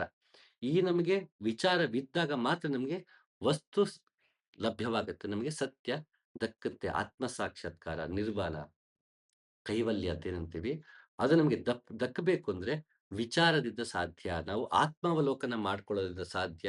ಬರೀ ಬಾಹ್ಯಾಚರಣೆಯಿಂದ ಸಾಧ್ಯ ಇಲ್ಲ. ಅದು ನಮಗೆ ಚಿತ್ತಶುದ್ಧಿ ಉಂಟು ಮಾಡುತ್ತೆ. ಮನಸ್ಸನ್ನು ಸ್ವಲ್ಪ ಕಾಮ್ ಆಗಿಡುತ್ತೆ. ಹಲವಾರು ಜನ ಹೇಳ್ತಾರೆ, "ನಾನು ಪೂಜೆ ಪುನಸ್ಕಾರ ಮಾಡಿದಾಗ ಸ್ವಲ್ಪ ರಿಲ್ಯಾಕ್ಸ್ ಅನ್ಸುತ್ತೆ" ಅಂತಾರೆ. ಅವ್ರಿಗೆ ಅದೇ ಬೇಕಿತ್ತು, ರಿಲ್ಯಾಕ್ಸ್ ಆಗತ್ತೆ ಅನ್ಸಿದ್ರೆ ಲೆಟ್ ದೆಮ್ ಡೂ ಇಟ್. ಅವ್ರು ಆರಾಮಾಗಿ ಪರ್ಫಾರ್ಮ್ ಮಾಡ್ತಿರ್ಬೋದು. ಸಮಸ್ಯೆ ಇಲ್ಲ. ಚಿತ್ತಶುದ್ಧಿ ಕೊನೆಗೆ ಮನುಷ್ಯನಿಗೆ ಭಗವಂತನ ನಂಬಿಕೆ, ಶಾಂತಿ, ನೆಮ್ಮದಿಗೆ ಬೇಕಿರುವುದು. ಆ ಶಾಂತಿ ನೆಮ್ಮದಿಯಿಂದ ಒಬ್ಬ ಬಾಹ್ಯಾಚರಣೆಯಿಂದ ಪಡ್ಕೊಳ್ತಾನೆ ಅಂದ್ರೆ ಪಡ್ಕೊಳ್ತಾನೆ. ಒಂದೊಂದು ಧರ್ಮದಲ್ಲೂ ಒಂದೊಂದು ರೀತಿ ಇರುತ್ತೆ. ಅದು ಅವರವರಿಗೆ ಬಿಟ್ಟಿದ್ದು. ಇನ್ನೊಂದು ಧರ್ಮದ ಆಚರಣೆಗಳನ್ನ ಗೌರವಿಸೋದು ಮುಖ್ಯ. ಸರಿ ತಪ್ಪು ಅಂತ ಕಿತ್ತಾಡೋದ್ರಲ್ಲಿ ಅರ್ಥವಿಲ್ಲ. ಹಾಗಾಗಿ ಶಂಕರಾಚಾರ್ಯ ಹೇಳ್ತಿದ್ರೆ, ಬಾಹ್ಯಾಚರಣೆಗಿಂತ ಶಾಂತಿ ನೆಮ್ಮದಿನ ಸಿಗತ್ತೆ ತಕ್ಷಣಕ್ಕೆ ಟೆಂಪರರಿಗೆ. ಆದ್ರೆ ಶಾಶ್ವತವಾದ ಆನಂದ ಬೇಕು ಅಂತಂದ್ರೆ ನಾವು ವಿಚಾರ ಮಾಡಬೇಕು, ಆತ್ಮಾವಲೋಕನ ಮಾಡಬೇಕು. ಅಂದ್ರೆ ಅಪರವಿದ್ಯೆಯಿಂದ ಪರವಿದ್ಯೆ ಕಡೆ ಬರಬೇಕು ಅಂತ ಶಂಕರಾಚಾರ್ಯರು ಕೂಡ ಹೇಳ್ತಾರೆ. ಓ ಅರ್ಜುನ, ಸೋಲು ಗೆಲುವುಗಳ ಮೇಲೆ ಮೋಹವನ್ನು ತ್ಯಜಿಸಿ ನಿನ್ನ ಕರ್ತವ್ಯ ನಿರ್ವಹಣೆಯಲ್ಲಿ ದೃಢವಾಗಿರು. ಅಂತಹ ಸಮಚಿತ್ತತೆಯನ್ನು ಯೋಗ ಎಂದು ಕರೆಯಲಾಗುತ್ತದೆ. ಮನುಷ್ಯ ಪರವಿದ್ಯೆ ಕಡೆಗೆ ಬರಬೇಕು ಅಂದಾಗ ಸಮಚಿತ್ತತೆ ಇರಬೇಕು. ಜೀವನದಲ್ಲಿ ಬಾಹ್ಯಾಚರಣೆ ಮಾಡುವಾಗ ನನಗೆ ಸೋಲು, ಗೆಲುವು, ಸುಖ, ದುಃಖ ಎಲ್ಲವನ್ನು ನಾನು ಸಮನಾಗಿ ನೋಡಬೇಕು. ಅಂದ್ರೆ ದುಃಖ ಕೂಡ ಇವತ್ತು ಬರುತ್ತೆ, ನಾಳೆ ಹೋಗುತ್ತೆ. ಸುಖ ಕೂಡ ಇವತ್ತು ಬರುತ್ತೆ, ನಾಳೆ ಹೋಗುತ್ತೆ. ದುಃಖ ಬಂದಾಗ ನಾನು ಹ್ಮ್, ಸೊ ಪೂರ್ತಿ ಖಿನ್ನತೆಗೆ ಒಳಗಾಗಬಾರ್ದು. ಸುಖ ಬಂದಾಗ ಅಹಂಕಾರ ಪಡಬಾರ್ದು. ಹಾಗಾದ್ರೆ ಸುಖ ಅನುಭವಿಸಬಾರ್ದು ಅಂತಲ್ಲ, ದುಃಖ ನಿವಾರಿಸ್ಕೋಬಾರ್ದು ಅಂತಲ್ಲ. ದುಃಖ ನಿವಾರಿಸ್ಕೊಳ್ಳೋಕೆ ಮನುಷ್ಯ ಪ್ರಯತ್ನ ಪಡ್ತಾನೆ ಇರಬೇಕು. ಆ ದುಃಖವನ್ನ ನಿವಾರಿಸ್ಕೊಳ್ಳೋಕೆ ಪ್ರಯತ್ನ ಪಡ್ತಿರುವಾಗ ಖಿನ್ನತೆಗೆ ಒಳಗಾಗಬಾರ್ದು. ನಾವು ಹ್ಮ್, ವಿಧಿಯನ್ನ ಶಪಿಸೋದು, ನನ್ನ ಗೆಳೆಯರನ್ನೋ, ನನ್ನ ಬಂಧುಗಳನ್ನೋ, ಶತ್ರುಗಳನ್ನೋ ನಾವ್ಯಾರನ್ನ ಶತ್ರು ಅಂದ್ಕೊಂಡಿರ್ತೀವಿ, ಅವ್ರನ್ನ ಶಪಿಸ್ಕೊಂಡು ಕೂರಲ್ಲ ಅರ್ಥ ಇಲ್ಲಪ್ಪ. ನೀನು ನಿನ್ನ ಸಮಸ್ಯೆಗಳನ್ನ ಬಗೆಹರಿಸೋ ಕಡೆ ಗಮನ ಕೊಡು. ಸಂತೋಷ ಬಂದಾಗ ಎಲ್ಲ ನನ್ನಿಂದನೇ ಆಯ್ತು ಅಂತ ಅಹಂಕಾರ ಪಡೋದನ್ನ ಬಿಡು. ಸುಖವೂ ಶಾಶ್ವತ ಅಲ್ಲ, ದುಃಖವೂ ಶಾಶ್ವತವಲ್ಲ ಅನ್ನೋ ಅರಿವಿನಿಂದ ಅವೆರಡನ್ನು ಅನುಭವಿಸು ಅಂತ. ಸಮನಾಗಿ ನೋಡು ಅಂದ್ರೆ ಎರಡನ್ನೂ ಅರಿವಿನಿಂದ ನಾವು ಅನುಭವಿಸಬೇಕು ಅಂತ. ಈ ರೀತಿ ಆಗುವುದು ಸಮಚಿತ್ತತೆ. ಚಿತ್ತಶುದ್ಧಿ ಒಂದಾದ್ರೆ, ಶಾಂತಿ ನೆಮ್ಮದಿ ಒಂದಾದ್ರೆ, ನಾವು ಎಲ್ಲವನ್ನು ಸಮನಾಗಿ ನೋಡುವಂತಹ ನೆಮ್ಮದಿ ಒಂದಾದ್ರೆ ಬಾಹ್ಯಾಚರಣೆಯಲ್ಲಿ, ಇನ್ನು ಬದುಕಲ್ಲಿ ಬರುವಂತಹ ಎಲ್ಲ ಏರುಪೇರುಗಳನ್ನ ಸಮಚಿತ್ತತೆಯನ್ನು ನೋಡುವುದೇ ಯೋಗ ಅಂತ ಕೃಷ್ಣ ತುಂಬಾ ಕ್ಲಿಯರ್ ಕಟ್ ಆಗಿ ಹೇಳ್ತಾನೆ. ಅಂತಹ ಸ್ಥಿತಪ್ರಜ್ಞತೆ ನಮಗೆ ಅಪರ ವಿದ್ಯೆಯಿಂದ ಸಿಗಲ್ಲ, ಪರವಿದ್ಯೆಯಿಂದ ಮಾತ್ರ ಸಿಗೋದು. ಅದು ಹೇಗೆ ಅಂದ್ರೆ, ಧನಂಜಯ, ಬುದ್ಧಿಯೋಗಕ್ಕಿಂತ ಕರ್ಮದ ದಾರಿ ಕೆಳಹಂತದ್ದು. ಆದ್ದರಿಂದ ಬುದ್ಧಿಗೆ ಶರಣಾಗು. ಫಲದಲ್ಲೇ ಸಂತಸವನ್ನು ಕಾಣಬೇಕು ಎನ್ನುವರು ದುಃಖ ಪಡುತ್ತಾರೆ. ಇಲ್ಲೂ ಕೂಡ ಕೃಷ್ಣ ಅದೇ ಹೇಳ್ತಾ ಇದ್ದಾನೆ. ಭಾಗ್ಯಾಚರಣೆಯಿಂದ ಉಂಟಾಗುವ ಫಲಗಳೇನಿದೆ, ಅದು ಆ ಕರ್ಮಕ್ಕೆ ತಕ್ಕಂತೆ ಒಂದಷ್ಟು ಫಲಗಳು ಬರುತ್ತೆ. ಅದು ಕೂಡ ಶಾಶ್ವತವಾಗಿರೋದಿಲ್ಲ. ಹಾಗಾಗಿ ಅದು ಮತ್ತೆ ದುಃಖವನ್ನೇ ನೀಡುತ್ತೆ. ಇಷ್ಟು ದಿನ ಒಂದಷ್ಟು ಒಳ್ಳೆ ಕೆಲಸ ಮಾಡಿದೆ, ನಮಗೊಂದಷ್ಟು ಒಳ್ಳೆ ಪುಣ್ಯ ಬಂತು ಅಂದ್ರೆ, ಆ ಒಳ್ಳೆ ಕೆಲಸ ಎಷ್ಟಿರುತ್ತೋ ಅದಕ್ಕೆ ತಕ್ಕಂಗೆ ಒಂದಷ್ಟು ಫಲ ಅಂದ್ರೆ ಅದಕ್ಕೊಂದು ವ್ಯಾಲಿಡಿಟಿ ಅಂತ ಇರುತ್ತೆ. ಅದಾಗಿ ಅದು ಮುಗಿದೋಗ್ಬಿಡುತ್ತೆ. ಮತ್ತೆ ನಾವು ದುಃಖವನ್ನೇ ಅನುಭವಿಸ್ಬೇಕಾಗತ್ತಪ್ಪ. ಈ ಫಲಗಳ ನಂಟು ಅದು ದೃಢವಾದ ನಾವೇ ಅಲ್ಲ ಅಂತ ಮುಂಡಕೋಪನಿಷತ್ತು ಏನ್ ಹೇಳುತ್ತೆ, ಅದು ಶಾಶ್ವತವಲ್ಲ. ನಾನು ಎಷ್ಟು ಕರ್ಮ ಮಾಡಿರ್ತೀನೋ ಅದ್ರ ತಕ್ಕಂಗೆ ಫಲಗಳು ಬಂದಿದೆ. ಅದು ಒಂದಿನ ಅದು ಕೂಡ ಖರ್ಚಾಗಿ ಹೋಗ್ಬಿಡುತ್ತೆ. ಹಾಗಾಗಿ ಅದು ಪರ್ಮನೆಂಟ್ ಅಲ್ಲ. ನೀ ಅದ್ರ ಕಡೆ ಗಮನ ಕೊಡಬೇಡ. ನೀ ಬುದ್ಧಿಯೋಗಕ್ಕೆ ಬಾ. ಚಿತ್ತ ಇದನ್ನು ಶುದ್ಧ ಮಾಡಿಕೊಳ್ಳುವ ಕಡೆಗೆ ಗಮನ ಕೊಡಬೇಕು. ನಾನು ಅರಿವಿನಿಂದ ಬದುಕನ್ನ ಬದುಕಬೇಕು. ನಾವು ಬರೀ ಕರ್ಮದಲ್ಲೇ ತೊಡಗಿಕೊಂಡಿದ್ರೆ ಸಾಕಾಗಲ್ಲ. ಅದು ಒಂದು ಹಂತ. ಅದಕ್ಕೆ ನಾವು ಬೇಕಂತ ಕೆಳ ಹಂತ ಅಂತ ಅಲ್ಲಿ ಸರಳ ಅನುವಾದ ಮಾಡ್ಬೇಕಾದ್ರೆ ಕೆಳ ಹಂತ ಅಂತ ಅದಕ್ಕೋಸ್ಕರನೇ ಅಹ್, ಅರಿವಿನಿಂದಲೇ ಆಯ್ಕೆ ಮಾಡಿ ಬಳಸಿದ ಪದ. ಅದು ಒಂದು ಹಂತ. ನಾವು ನಮ್ಮ ಸಾಂಸಾರಿಕದಲ್ಲೇ ತೊಡಗಿಕೊಂಡು ಆ ಕರ್ಮದ ಫಲಗಳನ್ನೇ ಅನುಭವಿಸ್ಕೊಂಡಿರೋದು ಒಂದು ಹಂತ. ಅಲ್ಲಿಂದ ಮತ್ತೆ ಏರುವುದು. ಅಪರವಿದ್ಯೆಯಿಂದ ಪರವಿದ್ಯೆಗೆ ನಾವು ಮುಂದಿನ ಹಂತಕ್ಕೆ ಬರಬೇಕು. ಯಾವಾಗ ಇದು ನಮಗೆ ಸಾಕನ್ಸುತ್ತೆ, ಈ ಸುಖ ದುಃಖಗಳ ತೊಳಲಾಟಗಳೇ ನನಗಿನ್ನು ಸಾಕಪ್ಪ, ಜಂಜಾಟ ಇದಿನ್ನು ಬೇಡ ಇನ್ನು, ಇದರ ಆಚೆ ಒಂದು ಶಾಶ್ವತ ನೆಲೆ ಬೇಕು ಅನ್ಸುತ್ತೆ. ಆಗ ಈ ಹಂತದಿಂದ ಈ ಹಂತಕ್ಕೆ ಬರಬೇಕು. ಇದೇ ಶಾಶ್ವತವಾದ ನೆಲೆ ಅಂತ ಅನ್ಕೋಬೇಡಿ. ಬಾಹ್ಯಾಚರಣೆಯೇ ಆಚರಣೆ ಅಲ್ಲ. ಇದು ಕೊನೆಗೆ ಎಷ್ಟೇ ಅದು ಅಪರವಿದ್ಯೆ. ಇಲ್ಲಿಂದ ಪರವಿದ್ಯೆಗೆ ಕೆಳ ಹಂತದಿಂದ ಈ ಹಂತಕ್ಕೆ ಬನ್ನಿ. ಕೀಳು ಅಲ್ಲ, ಕೆಳ ಹಂತ. ಇದೊಂದು ಹಂತ, ಇದೊಂದು ಹಂತ. ಹಿಂದಿನ ಹಂತ, ಮುಂದಿನ ಹಂತ ಅಂತ ಅನ್ಕೋಬಹುದು. ಕೆಳ ಮತ್ತೆ ಮೇಲು ತಕ್ಷಣ ಮತ್ತೆ ಅದು ತಾರತಮ್ಯ ಮಾಡೋದನ್ನಕ್ಕಾಗಲ್ಲ. ಇದು ವ್ಯಾವಹಾರಿಕವಾಗಿ ಬಳಸುವ ಪದ ಹೊರತು ಯಾವುದನ್ನು ಕೀಳು ಮೇಲು ಅಂತ ಹೇಳ್ತಿಲ್ಲ. ಈ ಹಂತದಿಂದ ನಾವು ಈ ಹಂತಕ್ಕೆ ಬರಬೇಕು. ಅಲ್ಲಿ ನಾವು ಬುದ್ಧಿಯೋಗವನ್ನ ಆಚರಿಸಬೇಕು. ಬುದ್ಧಿಯೋಗ ಅಂದ್ರೆ ಅರಿವಿನಿಂದ ನನ್ನ ಕರ್ಮಗಳನ್ನ ಮಾಡಬೇಕು. ಅರಿವಿನಿಂದ ನಾನು ನನ್ನ ಕಾಮನೆಗಳನ್ನ ಪೂರೈಸ್ಕೋಬೇಕು. ಅರಿವಿನಿಂದ ಅರ್ಥವನ್ನ ಸಂಪಾದಿಸಬೇಕು. ಆ ಅರಿವಿನಿಂದ ಮೋಕ್ಷವನ್ನ ಪಡಿಬೇಕು. ಬೆಲ್ಲದ ಪುತ್ಥಳಿಯ ಕೈಯಲ್ಲಿ ಹಿಡಿದು ಎಲ್ಲಿ ಚುಂಬಿಸಿದಡೂ ಇನಿದು. ಒಳ್ಳೆಯ ಬೇವಿನ ಹಣ್ಣ ಮೆಲ್ಲನೆ ಚುಂಬಿಸಿದಡೆ ಇನಿದಹುದೇ. ಎಲ್ಲ ವಿದ್ಯೆಯನ್ನು ಬಲ್ಲವೆಂದೆಂಬರು. ಅವರು ಸಲ್ಲದೆ ಹೋದರಯ್ಯ ಗುಹೇಶ್ವರ. ಅಲ್ಲಮನ ಕಾವ್ಯ ಪ್ರತಿಭೆ ಅದ್ಭುತ. ಬೆಲ್ಲದಲ್ಲೊಂದು ಗೊಂಬೆ ಮಾಡ್ಕೊಂಡು, ಪುತ್ಥಳಿ ಮಾಡ್ಕೊಂಡು, ಯಾವ ಕಡೆನಾದ್ರು ಮುತ್ತಿಟ್ರು ಸಿಹಿಯಾಗಿರುತ್ತಂತೆ. ಅದೇ ಒಳ್ಳೆ ಬೇವು ಅಂತ ತಂದು ಅದರಲ್ಲಿ ಪುತ್ಥಳಿ ಮಾಡ್ಕೊಂಡು, ಮೆತ್ತಿಗೆ ಸ್ವಲ್ಪ ಹಿಂಗ್ ಮುತ್ತು ಕೊಟ್ರು ಕೂಡ ಕಹಿ ಆಗ್ಬಿಡುತ್ತಂತೆ. ಹಂಗೆ ಎಲ್ಲಾನು ಗೊತ್ತು, ಎಲ್ಲಾ ವಿದ್ಯೆನೂ ಗೊತ್ತು ಅಂತಾರಪ್ಪ, ಕೊನೆಗದು ಅಪರ ವಿದ್ಯೆಗಳೇ. ಆದ್ರಿಂದ ಮತ್ತೆ ನಮಗೆ ದುಃಖವೇ ಉಂಟಾಗತ್ತೆ. ಯಾಕಂದ್ರೆ ಮತ್ತೆ ಮತ್ತೆ ಪಾಪ ಪುಣ್ಯಗಳು ಬರ್ತಾನೆ ಇರುತ್ತೆ, ಸುಖ ದುಃಖ ತೊಳಲಾಡ್ತಿರ್ತೀರ. ಅಪರ ವಿದ್ಯೆಯಿಂದ ಏನು ಪ್ರಯೋಜನಕ್ಕಿಲ್ಲ. ಅದನ್ನ ಮಾಡ್ಕೊಂಡೇ ಸುಮ್ಮನೆ ಜನ ಹಾಳಾಗ್ತಿದ್ದಾರೆ. ಪರವಿದ್ಯೆ ಕಡೆಗೆ ಇನ್ನು ಬಂದೇ ಇಲ್ವಲ್ಲ ಅಂತ ಅಲ್ಲಮ ತುಂಬಾ ಅ ಮಾರ್ಮಿಕವಾಗಿ ಈ ವಚನದಲ್ಲಿ ಹೇಳ್ತಿದ್ದಾರೆ. ಏನೇ ಅಪರ ವಿದ್ಯೆಗಳನ್ನ ಕಲ್ತಿದ್ರು ಆತ ಕೊನೆಗಾದ ಪಂಡಿತನಷ್ಟೇ. ಅದು ಒಬ್ಬ ಎಕ್ಸ್‌ಪರ್ಟಿ ಒಂದರಲ್ಲಿ ಮಾಸ್ಟರ್ ಆಗಿದ್ದಾನಷ್ಟೇ.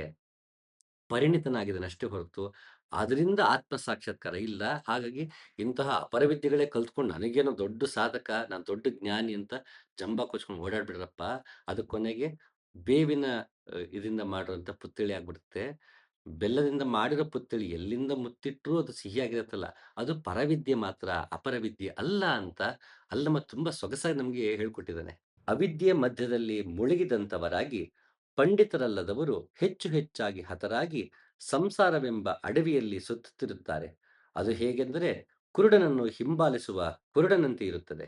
ಮುಂಡಕ ಉಪನಿಷತ್ತು ಅದನ್ನೇ ಹೇಳ್ತಾ ಇದೆ. ಅಪರವಿದ್ಯೆ ಸಾಮಾನ್ಯ ಅಹಂಕಾರವನ್ನು ತಂದುಬಿಡುತ್ತೆ.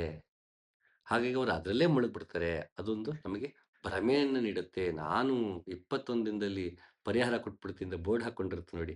ನಿಮಗೆ ಶಾಶ್ವತ ಪರಿಹಾರ, ನಾನು ಕೇರಳದಿಂದಲೋ ಬಂದಿದ್ದೀನಿ ಜ್ಯೋತಿಷಿ, ಅಂತ ದೇವಿನ ನಾನು ಅ, ಸಿದ್ಧಿ ಮಾಡ್ಕೊಂಡ್ಬಿಟ್ಟಿದ್ದೀನಿ, ಯಕ್ಷಿಣಿಯ ಸಿದ್ಧಿ ಮಾಡ್ಕೊಂಡಿದ್ದೀನಿ, ನಿಮ್ಗೆಲ್ಲಾ ಸಮಸ್ಯೆಗಳನ್ನ ಬಗೆಹರಿಸ್ಕೊಟ್ಬಿಡ್ತೀನಿ. ತಾನೇ ದೇವರನ್ನ ಹಾಗೆ ಬಿಂಬಿಸ್ತಿರ್ತಾರೆ. ಈ ಅಪರವಿದ್ಯೆಗಳಿಂದ ಆಗುವಂತಹ ಅ ಒಂದು ಅಡ್ಡ ಪರಿಣಾಮ ಅಂದ್ರೆ ಇದೆ. ಎಲ್ರಿಗೂ ಅದು ಆಗತ್ತೆ ಅಂತ ಹೇಳಲ್ಲ. ಯಾರು ಅದನ್ನೇ ಅಹಂಕಾರ ಮಾಡ್ಕೊಂಡ್ಬಿಡ್ತಾರೆ, ಅಥವಾ ಆ ವಿದ್ಯೆ ಶ್ರೇಷ್ಠವಾದ ವಿದ್ಯೆ, ನನ್ನಿಂದನೇ ಎಲ್ಲ ಆಗ್ತಿದೆ ಅಂತ ಕೂತ್ಕೋತಾರೆ. ಮತ್ತೆ ಅದನ್ನೇ ಜನ ನಂಬ್ಕೊಂಡು ಹೋಗ್ತಾರೆ. ಆ ಮುಕ್ತವಾಗಿ ಜನ ತಮ್ಮ ಸಮಸ್ಯೆಗಳಿಗೆ ಪರಿಹಾರ ಸಿಗ್ಬೋದು ಅಂತ ಹೋದಾಗ, ಯಾವಾಗ ಅವರು ದುರ್ಬಳಕೆ ಆಗ್ತಾರೆ, ಶೋಷಣೆಗೊಳಗಾಗ್ತಾರೆ, ಆಗ ಈ ಮೌಢ್ಯತೆ ವಿರುದ್ಧ ಎಲ್ಲಾ ದಾರ್ಶನಿಕರು ಅದನ್ನ ಪ್ರಶ್ನೆ ಮಾಡ್ತಾರೆ. ಅದ್ರ ವಿರುದ್ಧ ಬಂಡಾಯ ಏಳ್ಬೇಕಾಗ್ತಿರುತ್ತೆ. ಅದಕ್ಕೆ ಉಪನಿಷತ್ಕಾರ ಅವತ್ತೇ ಎಚ್ಚರಿಸ್ಬಿಟ್ಟಿದ್ದಾರೆ.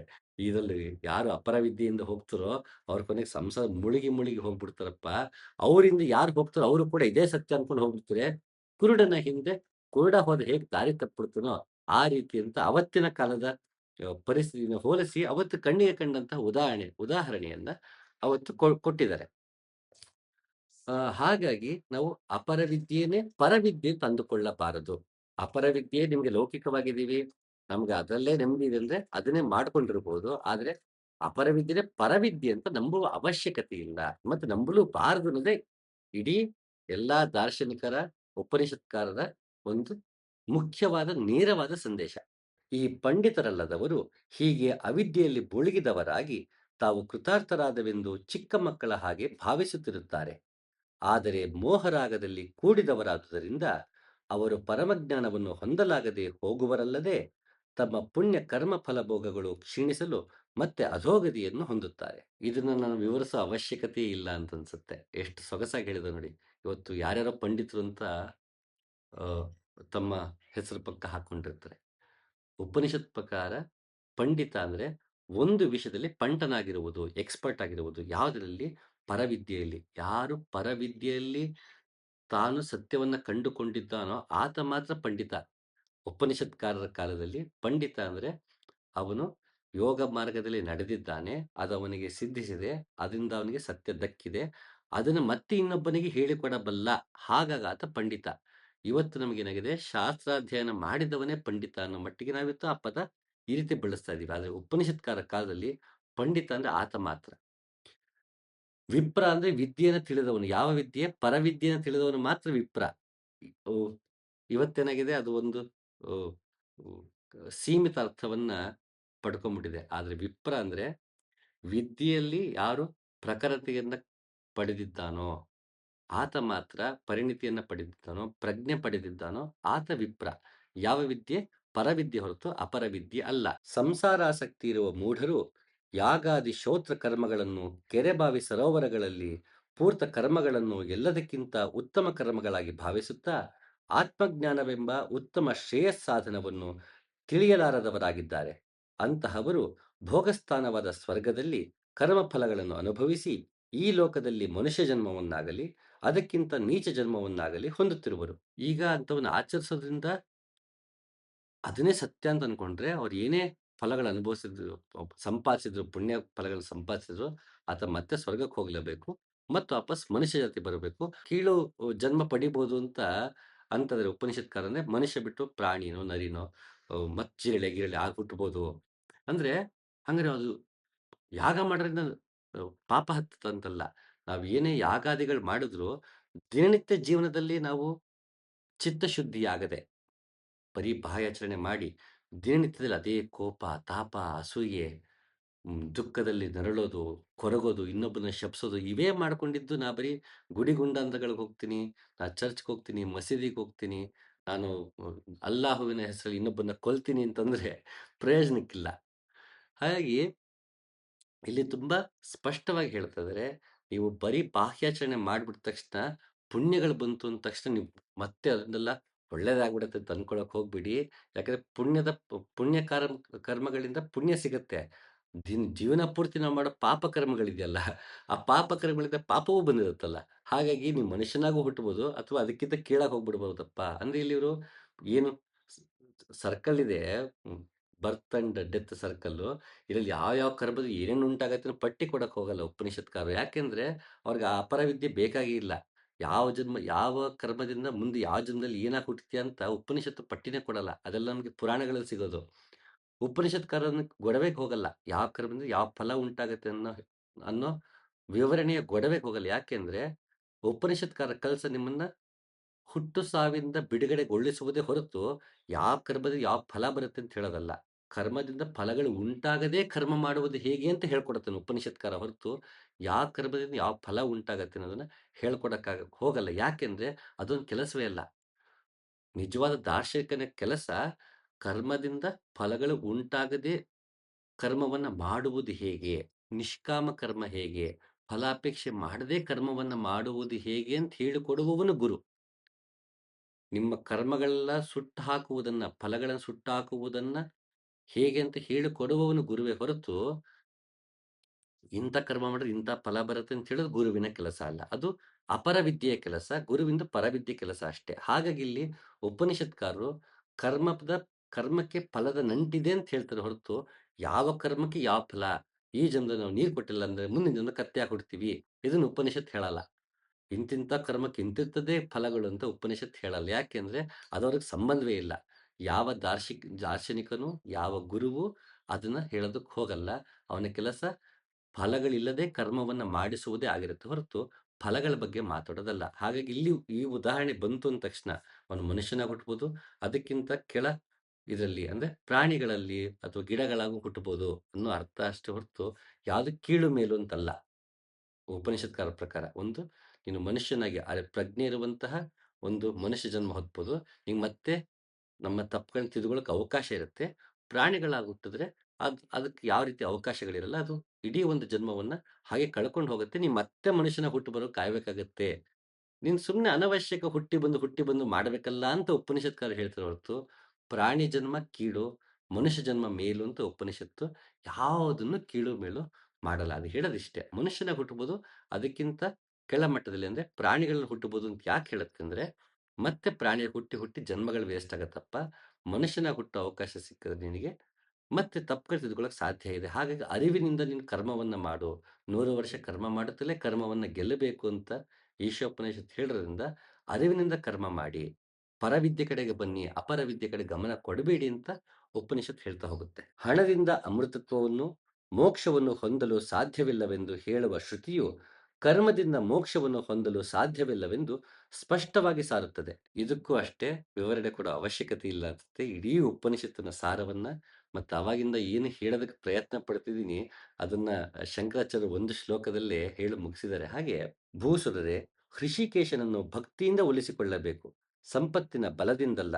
ಭಕ್ತಿಯಿಂದ ಪೂಜೆಗೊಂಡ ವಿಷ್ಣು ಬಯಸಿದ ಫಲವನ್ನೀಯುತ್ತಾನೆ. ಮಧ್ವಾಚಾರ್ಯರು ಕೂಡ ನಾವು ದುಡ್ಡು ಕೊಟ್ಟು ಮೋಕ್ಷವನ್ನ ಪಡೆಯಕ್ಕೆ ಸಾಧ್ಯ ಇಲ್ಲ, ನಾವು ದುಡ್ಡು ಕೊಟ್ಟು ಭಗವಂತ ಒಲಿಸ್ಕೊಳ್ಳೋಕೆ ಸಾಧ್ಯ ಇಲ್ಲ, ಭಕ್ತಿಗೆ ಮಾತ್ರ ಒಲಿಯೋದು, ಆಗ ನಮಗೆ ಬಯಸಿದ ಫಲವನ್ನ ನೀಡುತ್ತಾನೆ ಅಂತ ಇಲ್ಲಿ ಮಧ್ವಾಚಾರ್ಯ ಹೇಳ್ತಿದ್ದಾರೆ. ಯಾವ ಫಲ ಅಂದ್ರೆ ಮೋಕ್ಷವೆನ್ನುವ ಫಲವೇ ಹೊರತು, ಹುಟ್ಟು ಮತ್ತು ಸಾವಿಂದ ಕಳಚಿಕೊಳ್ಳಬೇಕಾದ ಆತ್ಮಾವಲೋಕನದ ಫಲವನ್ನೇ ಹೊರತು ಸಾಂಸಾರಿಕ ಲೋಕದ ಫಲವನ್ನ ಇಲ್ಲಿ ಮಧ್ವಾಚಾರ್ಯ ಹೇಳ್ತಾ ಇಲ್ಲ. ಮಧ್ವಾಚಾರ್ಯರಾಗ್ಲಿ, ಶಂಕರಾಚಾರ್ಯರಾಗ್ಲಿ, ಉಪನಿಷತ್ಕಾರರು, ಸೂಫಿಗಳು, ದಾಸರು, ಕೀರ್ತನಕಾರರು, ಹಲವಾರು ಜನ ದಾರ್ಶನಿಕರು ಬಂದು ಹೋದ್ರು, ತತ್ವಪದಕಾರರು ಬಂದು ಹೋದ್ರು. ಇವರೆಲ್ಲ ಕೊನೆಗೆ ಹೇಳಿದ್ದಿಷ್ಟೇ, ಬಾಹ್ಯಾಚರಣೆ ಅದು ಒಂದು ಹಂತಕ್ಕಷ್ಟೇನೆ. ತದನಂತರ ಬಾಹ್ಯಾಚರಣೆಯಿಂದ ನಾವು ಆಂತರಿಕ ಜರ್ನಿ ನಾವು ಶುರು ಮಾಡಬೇಕು. ನಾವು ಪ್ರತ್ಯಾಹಾರ ಆಗಬೇಕು, ಒಳಮುಖಿಯಾಗಬೇಕು. ಆಗ ಮಾತ್ರ ಆತ್ಮ ಸಾಕ್ಷಾತ್ಕಾರ ಸಾಧ್ಯ. ಅದು ಭಕ್ತಿಯಿಂದ ಸಾಧ್ಯ. ನನ್ನ ಅಂತಸ್ತಿನಿಂದ ಸಾಧ್ಯ ಇಲ್ಲ. ನಾನು ಮೋಕ್ಷವನ್ನೇ ಕೊಂಡ್ಕೊಳ್ತೀನಿ ಅಂತ ಹೋಗೋಕ್ಕಾಗಲ್ಲ. ಸ್ವರ್ಗ ಕೊಂಡ್ಕೊಳ್ಳೋಕೆ ಹೋಗ್ತಾರೆ. ಆ ದೇವರಿಗೆ ದೊಡ್ಡ ಚಿನ್ನದ ಕಿರೀಟ ಮಾಡಿಸ್ತಾರೆ, ಯಾಗಾದಿಗಳನ್ನ ಮಾಡ್ತಾರೆ, ದಾನ ಧರ್ಮಗಳು ಮಾಡ್ತಾರೆ. ಸ್ವರ್ಗ ಕೊಂಡ್ಕೋಬೋದೇನೋ ಬಹುಶಃ. ಆದರೆ ಮೋಕ್ಷವನ್ನು ಕೊಂಡ್ಕೊಳ್ಳೋಕೆ ಸಾಧ್ಯ ಇಲ್ಲ. ಅದು ಭಗವಂತನಲ್ಲಿ ಶ್ರದ್ಧೆ, ಭಕ್ತಿ, ಚಿತ್ತಶುದ್ಧಿ, ಸಮಪ್ರಜ್ಞೆ, ಸ್ಥಿತಪ್ರಜ್ಞೆ, ಸಾಕ್ಷಿಭೂತನಾಗಿ ನೋಡೋದು, ವೈರಾಗ್ಯವನ್ನು ತಾಳೋದು, ವಿವೇಕ, ಷಟ್ಸಂಪತ್ತು, ಮುಮುಕ್ಷತ್ವ ಇಂಥವುಗಳಿಂದ ಸಾಧ್ಯವಿದೆ ಹೊರತು ದುಡ್ಡಿನಿಂದ ನಾವು ನಮ್ಮ ಸಂಪತ್ತಿನ ಬಲದಿಂದ ಮೋಕ್ಷವನ್ನ ಪಡೆಯೋದಕ್ಕೆ ಸಾಧ್ಯ ಇಲ್ಲ. ಅರಿಗಳನ್ನು ಸುಟ್ಟವನೇ, ಜ್ಞಾನದಲ್ಲಿ ಮಾಡುವ ಯಾಗವು ಬಾಹ್ಯ ಯಾಗಕ್ಕಿಂತ ಶ್ರೇಷ್ಠವಾಗಿದೆ. ಪಾರ್ಥ, ಎಲ್ಲಾ ಕರ್ಮಗಳು ಜ್ಞಾನದಲ್ಲಿ ಸಮಾಪ್ತಿಯಾಗುತ್ತದೆ. ತುಂಬಾ ಸ್ಪಷ್ಟವಾಗಿ ಹೇಳಿದಾನೆ ಕೃಷ್ಣ. ಬಾಹ್ಯಾಚರಣೆ ಯಾಗದಿಂದ ಆತ್ಮ ಸಾಕ್ಷಾತ್ಕಾರ ಸಾಧ್ಯವಿಲ್ಲ.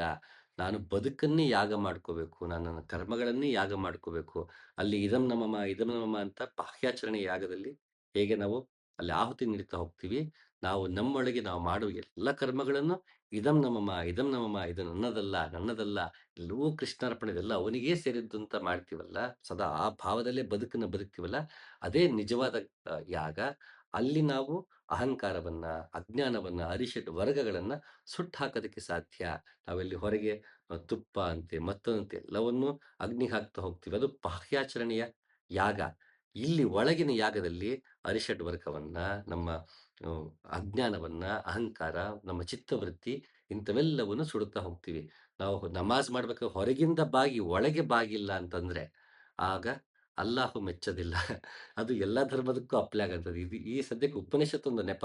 ಎಲ್ಲಾ ಧರ್ಮದಲ್ಲೂ ಮೌಢ್ಯತೆಗಳನ್ನು ಪ್ರಶ್ನೆ ಮಾಡೋದಕ್ಕೆ ಉಪನಿಷತ್ತೊಂದು ನೆಪ. ಉಪನಿಷತ್ಕಾರರ ಕಾಲದಲ್ಲಿ ಇದೊಂದೇ ಯಾಕೆ ಹೇಳೋದು ಅಂದ್ರೆ ನಾ ಆವಾಗಲೇ ಹೇಳ್ದಾಗೆ, ಆ ಕಾಲದಲ್ಲಿ ಅನ್ಯ ಧರ್ಮಗಳ ಸಂಪರ್ಕ ಬಹುಶಃ ಇರಲಿಲ್ಲ. ಹಾಗಾಗಿ ಅನ್ಯ ಧರ್ಮಗಳ ಬಗ್ಗೆ ಅವತ್ತು ಮಾತಾಡಿಲ್ಲ. ಕಾಲಾನಂತರದಲ್ಲಿ ಯಾವ್ಯಾವ ಅನ್ಯ ಧರ್ಮಗಳೆಲ್ಲ ಸಂಪರ್ಕಕ್ಕೆ ಬಂತು, ಆಗ ಎಲ್ಲಾ ಧರ್ಮಗಳ ಮೌಢ್ಯತೆ ಬಗ್ಗೆಯೂ ರಚನೆಗಳು ನಮಗೆ ಸಿಗ್ತಾ ಹೋಗುತ್ತೆ. ಉಪನಿಷತ್ ಕಾಲದಲ್ಲಿ ಸಿಗೋದಿಲ್ಲ. ಇಲ್ಲೂ ಕೂಡ ಕೃಷ್ಣ ಹೇಳ್ತಾ ಇದ್ದಾನೆ, ನೀನು ಒಳಗೆ ಯಾಗವನ್ನು ಮಾಡು, ಜೀವನವನ್ನೇ ಯಾಗವನ್ನಾಗಿ ಮಾಡ್ಕೋ. ಬಾಹ್ಯಾಚರಣೆ ಯಾಗ ಅದು ಒಂದು ಹಂತಕ್ಕಷ್ಟೇ. ಒಳಗಿನ ಯಾಗಕ್ಕೆ ಬಾ, ಜೀವನ ಯಜ್ಞಕ್ಕೆ ಬಾ ಅಂತ ಇಲ್ಲಿ ನಮಗೆ ಕೃಷ್ಣ ಹೇಳ್ತಾ ಇದ್ದಾನೆ. ಯಾವ ವಿದ್ವಾಂಸರು ಭಿಕ್ಷಾಟನೆಯನ್ನು ಮಾಡುವವರಾಗಿ ತಪಸ್ಸಂಪನ್ನರಾಗಿ ಅರಣ್ಯದಲ್ಲಿ ವಾಸವಾಗಿರುತ್ತಾರೋ ಅಂತಹ ವಾನಪ್ರಸ್ಥರು, ಸನ್ಯಾಸಿಗಳು, ಶಾಂತಚಿತ್ತರು, ಪುಣ್ಯಪಾಪ ವಿಮುಕ್ತರಾಗಿ ಸೂರ್ಯನ ಮೂಲಕ ಅಮೃತನಾದಂತಹ ಅವ್ಯಯನಾಗಿರುವಂತಹ ಹಿರಣ್ಯ ಗರ್ಭನಿರುವ ಲೋಕಕ್ಕೆ ತೆರಳುವರು. ಇಲ್ಲಿ ತಪಸ್ಸಂಪನ್ನರು ಮತ್ತೆ ವಾನಪ್ರಸ್ಥರು ಅಂತ ಹೇಳ್ಬೇಕಾದ್ರೆ ಶಾಂತಿ ಚಿತ್ತರು ಅಂತಾನೆ ಹೇಳ್ತಾರೆ. ಇಲ್ಲಿ ಶಾಂತಿ ಚಿತ್ತರು ಮತ್ತೆ ವಾನಪ್ರಸ್ಥರು ಅಂದ್ರೆ ಅವರು ಗೃಹಸ್ಥರು ಅಂತ, ಸಂಸಾರದಲ್ಲೇ ಇರುವವರು ಅಂತ. ವಾನಪ್ರಸ್ಥ ಅಂದ ತಕ್ಷಣ ಎಲ್ಲರೂ ಕೂಡ ಹೆಂಡತಿ ಮಕ್ಕಳನ್ನ ಬಿಟ್ಟು ಕಾಡಿಗೆ ಹೋಗಿದ್ದಾರೆ ಅಂತಲ್ಲ. ಎಷ್ಟೋ ಸನ್ನಿವೇಶಗಳು ನಮಗೆ ಉಪನಿಷತ್ತಲ್ಲೂ ಸಿಗುತ್ತೆ. ವಾನಪ್ರಸ್ಥ ಮಡದಿಯ ಜೊತೆಗೂ ಹೋಗಿರುವ ಹಲವು ಉದಾಹರಣೆಗಳಿದೆ. ವಾನಪ್ರಸ್ಥ ಇಸ್ ನಾಟ್ ಸನ್ಯಾಸ. ಸಂಸಾರಿಯಾಗಿದ್ದವನು ಅವನು ಗೃಹಸ್ಥ ನಂತರ ವಾನಪ್ರಸ್ಥಕ್ಕೆ ಬಂದ ಅಂದ್ರೆ ಆಗಲೂ ಕೂಡ ಮಡದಿಗೆ ಇಚ್ಛೆ ಇದ್ದರೆ ಆಕೆಯನ್ನು ಕರ್ಕೊಂಡು ಆತ ಕಾಡಿಗೆ ಹೋಗಬಹುದಿತ್ತು. ಅದು ಮಗ ವಯಸ್ಸಿಗೆ ಬರಬೇಕಿತ್ತು, ಹೆಂಡತಿ ಅಲ್ಲಿ ಅಪ್ಪಣೆ ಪಡಿಬೇಕಿತ್ತು, ಹೆಂಡತಿಯಿಂದ ಮಕ್ಕಳ ಅಪ್ಪಣೆ ಪಡಿಬೇಕಿತ್ತು. ಅಪ್ಪಣೆ ಪಡೆದು ಇನ್ನು ನಾನು ಹೋಗ್ತೀನಪ್ಪ, ತಾಯಿನ ಚೆನ್ನಾಗಿ ನೋಡ್ಕೊಳ್ಳಿ ಅಂತ ಹೇಳಿ ಆತ ವಾನಪ್ರಸ್ಥನಾಗ್ಬೇಕಿತ್ತು. ಹಾಗೇನಾದ್ರೂ ಮಡದಿಗೂ ಆಸೆ ಇದ್ದಲ್ಲಿ ನಾನು ನಿಮ್ಮ ಜೊತೆಗೆ ಸಾಧನೆಗೆ ಬರ್ತೀನಿ ಅಂದಾಗ ಗಂಡ ಹೆಂಡತಿ ಇಬ್ರು ಕೂಡ ವಾನಪ್ರಸ್ಥರಾಗಿದ್ದು ಉಲ್ಲೇಖಗಳು ನಮ್ಗೆ ಹಲವಾರು ಸಿಗುತ್ತೆ. ಎಲ್ಲ ಋಷಿಮುನಿಗಳೆಲ್ಲ ವಾನಪ್ರಸ್ಥರಾಗಿದ್ದವರ ಜೊತೆಗೆಲ್ಲ ಮಡದಿಯರು ಜೊತೆಗಿದ್ದಿದ್ದೆ. ಯಾಜ್ಞವಲ್ಕರದಲ್ಲಿ ನಮಗೆ ಒಂದು ಸಂವಾದವೇ ಬರುತ್ತೆ. ಮತ್ತೊಂದಿನ ಅದನ್ನ ನೋಡೋಣ. ವಾನಪ್ರಸ್ಥಕ್ಕೆ ಹೋಗ್ತೀನಿ ಅಂದಾಗ ನಾನು ನಿಮ್ಮ ಜೊತೆಗೆ ಬರ್ತೀನಿ ಅಂತ ಕೇಳಿದಾಗ ಅಲ್ಲಿ ಜೊತೆ ಕರ್ಕೊಂಡೋಗೋ ಉಲ್ಲೇಖ ಬರುತ್ತೆ. ಅದು ಮತ್ತೊಂದಿನ ನೋಡೋಣ. ತುಂಬಾ ಚೆನ್ನಾಗಿದೆ ಆ ಸನ್ನಿವೇಶ ಮತ್ತೆ ಆ ಸಂವಾದ. ಹಾಗಾಗಿ ಇಲ್ಲಿ ವಾನಪ್ರಸ್ಥ ಮತ್ತೆ ಶಾಂತಿ ಚಿತ್ತ ಅಂದ್ರೆ ಗೃಹಸ್ಥನಾದವನು. ನಾವು ಉಪನಿಷತ್ಕಾರರು ಎಲ್ಲವನ್ನೂ ಸ್ಪಷ್ಟವಾಗಿ ಹೇಳಿದ್ದಾರೆ. ಸನ್ಯಾಸಿ ಆದವನು ಗುರುವಾಗಿರಬಹುದು, ಗೃಹಸ್ಥನಾದವನು ಗುರುವಾಗಿರಬಹುದು. ಆತ ಕಾಡಲ್ಲೂ ಇರ್ಬೋದು, ನಾಡಲ್ಲೂ ಇರ್ಬೋದು. ಅದು ಅವತ್ತಿನ ಕಾಲಘಟ್ಟಕ್ಕೆ ಏನು ಹೇಳಬೇಕೋ ಅವತ್ತು ಹೇಳಿದ್ದಾರೆ. ಇವತ್ತಿನ ಕಾಲಘಟ್ಟದಲ್ಲಿ ಸಾಮಾಜಿಕ ಬದಲಾವಣೆಗೆ ಹಲವಾರಾಗಿರೋದ್ರಿಂದ ಯಾರು ಇವತ್ತಿನ ಕಾಡಲ್ಲಿ ಇರೋಕ್ಕಾಗಲ್ಲ. ಹಾಗಾಗಿ ಇವತ್ತು ನಾಡಲ್ಲೇ ಇರುವಂತಹ ಆತ ಸಂಸಾರಿ ಇರ್ಬೋದು, ಸನ್ಯಾಸಿ ಇರ್ಬೋದು. ನಿಮಗೆ ಆತ ಯೋಗ ಮಾರ್ಗದಲ್ಲಿ ನಡೆಸಿ ಆತ್ಮ ಸಾಕ್ಷಾತ್ಕಾರ ಮಾಡಿಕೊಡ್ತಾನೆ ಅಂದ್ರೆ ಆತನಲ್ಲಿ ನೀವು ಹೋಗ್ಬೋದು. ಹಾಗಾಗಿ ಅಲ್ಲಿ ಎಲ್ಲಾ ತರ ಆಪ್ಷನ್ ಉಪನಿಷತ್ಕಾರರು ಕೊಟ್ಟುಬಿಟ್ಟಿದ್ದಾರೆ. ಆತ ವಾನಪ್ರಸ್ಥ ಅಂದ್ರೆ ಗೃಹಸ್ಥನು ಕೂಡ ಹೌದು. ಇಲ್ಲಿ ಶಾಂತಚಿತ್ತ ಅಂದ್ರೂ ಕೂಡ ಆತ ಗೃಹಸ್ಥನೇ. ಗುರು ಗೃಹಸ್ಥನೇ ಆಗಿರ್ಲಿ, ಸನ್ಯಾಸಿ ಆಗಿರ್ಲಿ, ಆತ ಕಾಡಲ್ಲೇ ಇರ್ಲಿ, ನಾಡಲ್ಲೇ ಇರ್ಲಿ, ಅವನತ್ರಕ್ಕೆ ನೀವು ಹೋಗಿ ನೀವು ಪರವಿದ್ಯೆಯನ್ನ ಕಲಿಯಿರಿ. ಆತ್ಮ ಸಾಕ್ಷಾತ್ಕಾರವನ್ನ ಮಾರ್ಗವನ್ನ ಕಲಿಯಿರಿ. ಆಗ ನಿಮಗೆ ಹಿರಣ್ಯಗರ್ಭನಿಗೆ ಹೋಗೋದಕ್ಕೆ ಸಾಧ್ಯ. ಇಲ್ಲಿ ಸೂರ್ಯನ ಮೂಲಕ ಹಿರಣ್ಯಗರ್ಭ ಅಂತೇನಿದೆ ಅದು ತುಂಬಾ ಎಲಾಬರೇಟ್ ಆಗಿ ಮಾತಾಡಬೇಕಾದಂತ ವಿಷಯ. ಈಗ ಅದನ್ನ ಪೂರ್ಣ ವಿವರಣೆಗೆ ನಾವು ಹೋಗಲ್ಲ. ಮತ್ತೊಂದು ದಿನ ಅದನ್ನ ನೋಡೋಣಂತೆ.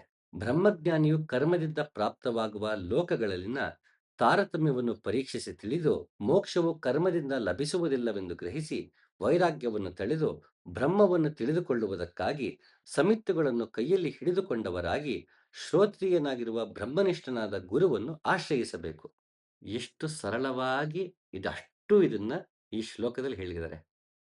ಯಾರು ಆತ್ಮಜ್ಞಾನ ಪಡಿಬೇಕು ಅಂತಿದಾರೋ ಆತ ಗುರುವನ್ನ ಸಮಿತಿಗಳನ್ನ ಹಿಡ್ಕೊಂಡು ಹೋಗ್ಬೇಕು ಅಂತಾರೆ. ಅಂದ್ರೆ ಅರ್ಥ ಅವರ ಸಾಮಾನ್ಯ ಕಾಡಲ್ಲೇ ಇರ್ಲಿ, ನಾಡಲ್ಲೇ ಇರ್ಲಿ, ಅದೊಂದು ದೊಡ್ಡ ಟಾಸ್ಕ್ ಅದು. ಇವತ್ತು ಕೂಡ ಹಳ್ಳಿಗಳ ಕಡೆ ಇವಾಗೆಲ್ಲ ಸ್ಟವ್ ಎಲ್ಲ ಬಂದಿರೋದ್ರಿಂದ, ಗ್ಯಾಸ್ ಎಲ್ಲ ವ್ಯವಸ್ಥೆ ಬಂದಿರೋದ್ರಿಂದ ಈಗ ಆ ಸಮಸ್ಯೆ ಇಲ್ಲ. ನಾವೆಲ್ಲ ಚಿಕ್ಕವರಿದ್ದಾಗ ಹಳ್ಳಿಗಳ ಕಡೆ ಇವತ್ತು ಕಟ್ಟಿಗೆ ತಗೊಂಡು ಹೋಗ್ತಾರೆ. ಬಟ್ ನಾ ಚಿಕ್ಕ ವಯಸ್ಸತ್ತು ನಾವುಗಳೇ ಹೋಗ್ತಿದ್ವಿ. ಅಲ್ಲಿ ಹೋಗಿ ಹಳ್ಳಿಲಿ ಕಟ್ಟಿಗೆ ತಗೊಂಡ್ಬರ್ಬೇಕಿತ್ತು. ತಂದ್ಬಿಡು ಒಲೆ ಹೊರಿಗೆ ಅದು ಸ್ನಾನಕ್ಕೆ ಇರ್ಬೋದು, ಅಡಿಗೆಗಿರ್ಬೋದು, ಕಟ್ಟಿಗೆಗಳು ತಂದು ಇಟ್ಕೋಬೇಕಿತ್ತು. ಅದು ಮಳೆಗಾಲ ಶುರು ಹಾಕೋ ಮುಂಚೆ ಒಂದಷ್ಟು ಶೇಖರಣೆ ಮಾಡ್ಕೋಬೇಕಿತ್ತು. ಮತ್ತೆ ಮಳೆಗಾಲ ಮುಂತು ಅದು ಒಣಗೋರ್ಗು ಕಾಯ್ಬೇಕಿತ್ತು. ಮತ್ತೆ ಅದನ್ನ ಶೇಖರಣೆ ಮಾಡ್ಕೊಳ್ಳಕ್ಕೆ. ಈಗಲೂ ಹಳ್ಳಿಗಳ ಕಡೆ ಹಲವಾರು ಜನ ನಾವು ನೋಡಿರ್ತೀವಿ. ಹಾಗೆ ಇದೊಂದು ದೊಡ್ಡ ಕೆಲಸ ಆಗಿನ ಕಾಲದಲ್ಲಿ. ಯಾಕೆಂದ್ರೆ ಅವಾಗ ಬೇರೆ ರೀತಿಯ ವ್ಯವಸ್ಥೆ ಇರ್ಲಿಲ್ಲ. ಕಟ್ಟಿಗೆ ತಗೊಂಬರೋದೇ ಒಂದು ದಿನನಿತ್ಯದ ಒಂದು ದಿನನಿತ್ಯದ ಒಂದು ಚಟುವಟಿಕೆಗಳಲ್ಲಿ ಅದು ಒಂದು ಭಾಗ. ಹಾಗಾಗಿ ಗುರುವೇ ತಗೊಂಡೋಗಿ ಏನ್ ಕೊಡೋದು? ಖಾಲಿ ಕೈ ಹೋಗೋ ಹಾಗಿಲ್ಲ. ಅವನಿಗೆಲ್ಲ ಸಮರ್ಪಿಸ್ಬೇಕಲ್ಲ. ಹಾಗಾಗಿ ಏನ್ ಮಾಡೋರು, ಆಗಿನ ಕಾಲದಲ್ಲಿ ದಿನನಿತ್ಯಕ್ಕೆ ಬೇಕು ಅದೇ ವಸ್ತು ಆದ್ರಿಂದ ದಾರಿಲಿ ಹಿಂಗ್ ಹೋಗ್ತಾ ಹೋಗ್ತಾ ಒಂದಷ್ಟು ಕಟ್ಟಿಗೆಗಳು ಕೈಗೆ ಸಿಗತ್ತಾ ತಗೊಂಡ್ ಹೋಗೋರು. ತಗೊಂಡ್ ಹೋಗ್ಬಿಟ್ಟು ತಗೊಳ್ಳಿ ನಿಮ್ ಒಲೆ ಉರಿಗಾಗತ್ತೆ. ಅಥವಾ ಅವತ್ತು ಅಗ್ನಿಹೋತ್ರ ಮಾಡ್ತಿದ್ರು. ಹೋಮ ಹವನ ನಡೀತಾ ಇತ್ತು. ಆಗೇನ್ ಮಾಡೋರು ಅದಕ್ಕೆಲ್ಲ ಕಟ್ಟಿಗೆ ಬೇಕಾಗತ್ತೆ, ಸಮಿತಿ ಬೇಕಾಗತ್ತೆ ಅಂತ ಅವರಿಗೆ ಏನ್ ಬೇಕೋ ಅದನ್ನ ತಗೊಂಡ್ ಹೋಗಿ ದಾರಿ ತಗೊಂಡೋಗಿ ಕೊಡೋದು. ಅಪ್ಪ ಆಶ್ರಮ ನಿಮಗೇನಕ್ಕೆ? ಆಶ್ರಮ ನಾನು ವಹಿಸಿದೀನಿ, ದಾರಿ ಬರ್ತಾ ಹಾಗೆ ತಂದಿದ್ದೀನಪ್ಪ ತಗೊಳ್ಳಿ ಅಂತ ಗುರುವಿಗೆ ಕೊಡಬೇಕು. ಸಮಿತಿನೇ ಯಾಕೆ ಕೊಡಬೇಕು ಅಂತಂದ್ರೆ ಆ ಕಾರಣಕ್ಕೆ ಅವತ್ತಿನ ಕಾಲಘಟ್ಟಕ್ಕೆ ಹೇಳಿರೋದು. ಇವತ್ತು ಕಟ್ಟಿಗೆ ತಗೊಂಬಂದು ಕೊಡೋ ಅವಶ್ಯಕತೆ ಇಲ್ಲ. ಇವತ್ತು ತಮ್ಮ ಇಚ್ಛೆ ಅದು. ಅದು ಇಚ್ಛಾನುಸಾರ ಮತ್ತೆ ಶಕ್ತ್ಯಾನುಸಾರ ಗುರುವಿಗೆ ನಾವು ಹೋಗುವಾಗ, ಗುರುವನ್ನ ಸಮೀಪಿಸುವಾಗ ನಮ್ಮ ಶಕ್ತ್ಯಾನುಸಾರ ಮತ್ತೆ ಇಚ್ಛಾನುಸಾರ ನಾವು ಕೊಡಬಹುದು. ಅಥವಾ ಆಯಾ ಗುರು ಪರಂಪರೆಯಲ್ಲಿ ಏನು ಸಂಪ್ರದಾಯ, ಸಂಸ್ಕಾರ ಮಾಡ್ಕೊಂಡಿರ್ತಾರೆ, ಗುರುವನ್ನ ಸಮೀಪಿಸುವಾಗ ಹೇಗೆ ಏನ್ ತಗೊಂಡು ಹೋಗ್ಬೇಕು ಅನ್ನೋದು ಆಯಾ ಪರಂಪರೆಗೂ ಕೂಡ ಬಿಟ್ಟಿರುತ್ತೆ. ಇಲ್ಲಿ ಉಪನಿಷತ್ಕಾರರು ಆಗಿನ ಕಾಲದ ಹೇಳ್ತಿದ್ದಾರೆ, ನೀವು ಸಮಿತಿಗಳನ್ನ ತಗೊಂಡು ಹೋಗಿ. ತಗೊಂಡು ಹೋಗೋನ್ನ ಇಲ್ಲಿ ವಿಧಿವತ್ತಾಗಿ ಅಂತ ಏನು ಆರಂಭದಲ್ಲಿ ಹೇಳಿದ್ರು, ಅಂಗಿರಸನ್ನ ವಿಧಿವತ್ತಾಗಿ ಸಮೀಪಿಸಿದ್ದು ಅಂದಾಗ, ಆ ವಿಧಿವತ್ತಾಗಿಂದ ಇದೇನೆ. ನಾವು ಚಿತ್ತಶುದ್ಧಿ ಇಟ್ಕೊಂಡು ಬರೀ ನಾನು ಕರ್ಮದಲ್ಲೇ ತೊಡಗಿದ್ರೆ, ಸಂಸಾರದಲ್ಲೇ ತೊಡಗಿದ್ರೆ ನನಗೆ ಪರವಿದ್ಯೆ ದಕ್ಕಲ್ಲ, ಸತ್ಯ ನನಗೆ ದಕ್ಕೋದಿಲ್ಲ ಅನ್ನೋ ಅರಿವು ಬರಬೇಕು. ಆ ಅರಿವಿಟ್ಕೊಂಡು ನಾನು ಸಾಧನ ಚತುಷ್ಟಯದ ಕಡೆಗೆ ಗಮನ ಕೊಟ್ಟು, ನನ್ನ ಸಮಚಿತ್ತತೆಯಿಂದ ಸವಿತ್ತುಗಳನ್ನ ತಗೊಂಡು ನಾನು ಗುರುವಿನ ಬಳಿಗೆ ಹೋಗಬೇಕು. ಅವನಲ್ಲಿ ಯೋಗ ಮಾರ್ಗವನ್ನ ಪಡೆದು ಆತ್ಮ ಸಾಕ್ಷಾತ್ಕಾರ ಮಾಡಿಕೊಳ್ಬೇಕು. ಆಗ ಯಾವುದನ್ನ ತಿಳಿದರೆ ಎಲ್ಲವೂ ತಿಳಿದಂತಾಗುತ್ತದೋ ಅದು ನಮಗೆ ತಿಳಿಯುತ್ತೆ. ಇದು ಪರವಿದ್ಯೆ. ಇದು ಇಂತಹ ಪರವಿದ್ಯೆ ಎಲ್ಲರಿಗೂ ದಕ್ಕಲಿ ಅನ್ನೋದೇ ಉಪನಿಷತ್ಕಾರರ ಆಶಯ, ದಾರ್ಶನಿಕರ ಆಶಯ ಹಾಗೂ ನನ್ನ ಆಶಯ ಕೂಡ. ಎಲ್ಲರಿಗೂ ಅಂತಹ ಪರವಿದ್ಯೆ ನೀಡೋ ಗುರು ಸಿಗಲಿ ಅಂತ ಕೇಳ್ಕೊಳ್ತಾ ಮತ್ತೊಮ್ಮೆ ಸಿಗ್ತೀನಿ. ನಮಸ್ಕಾರ.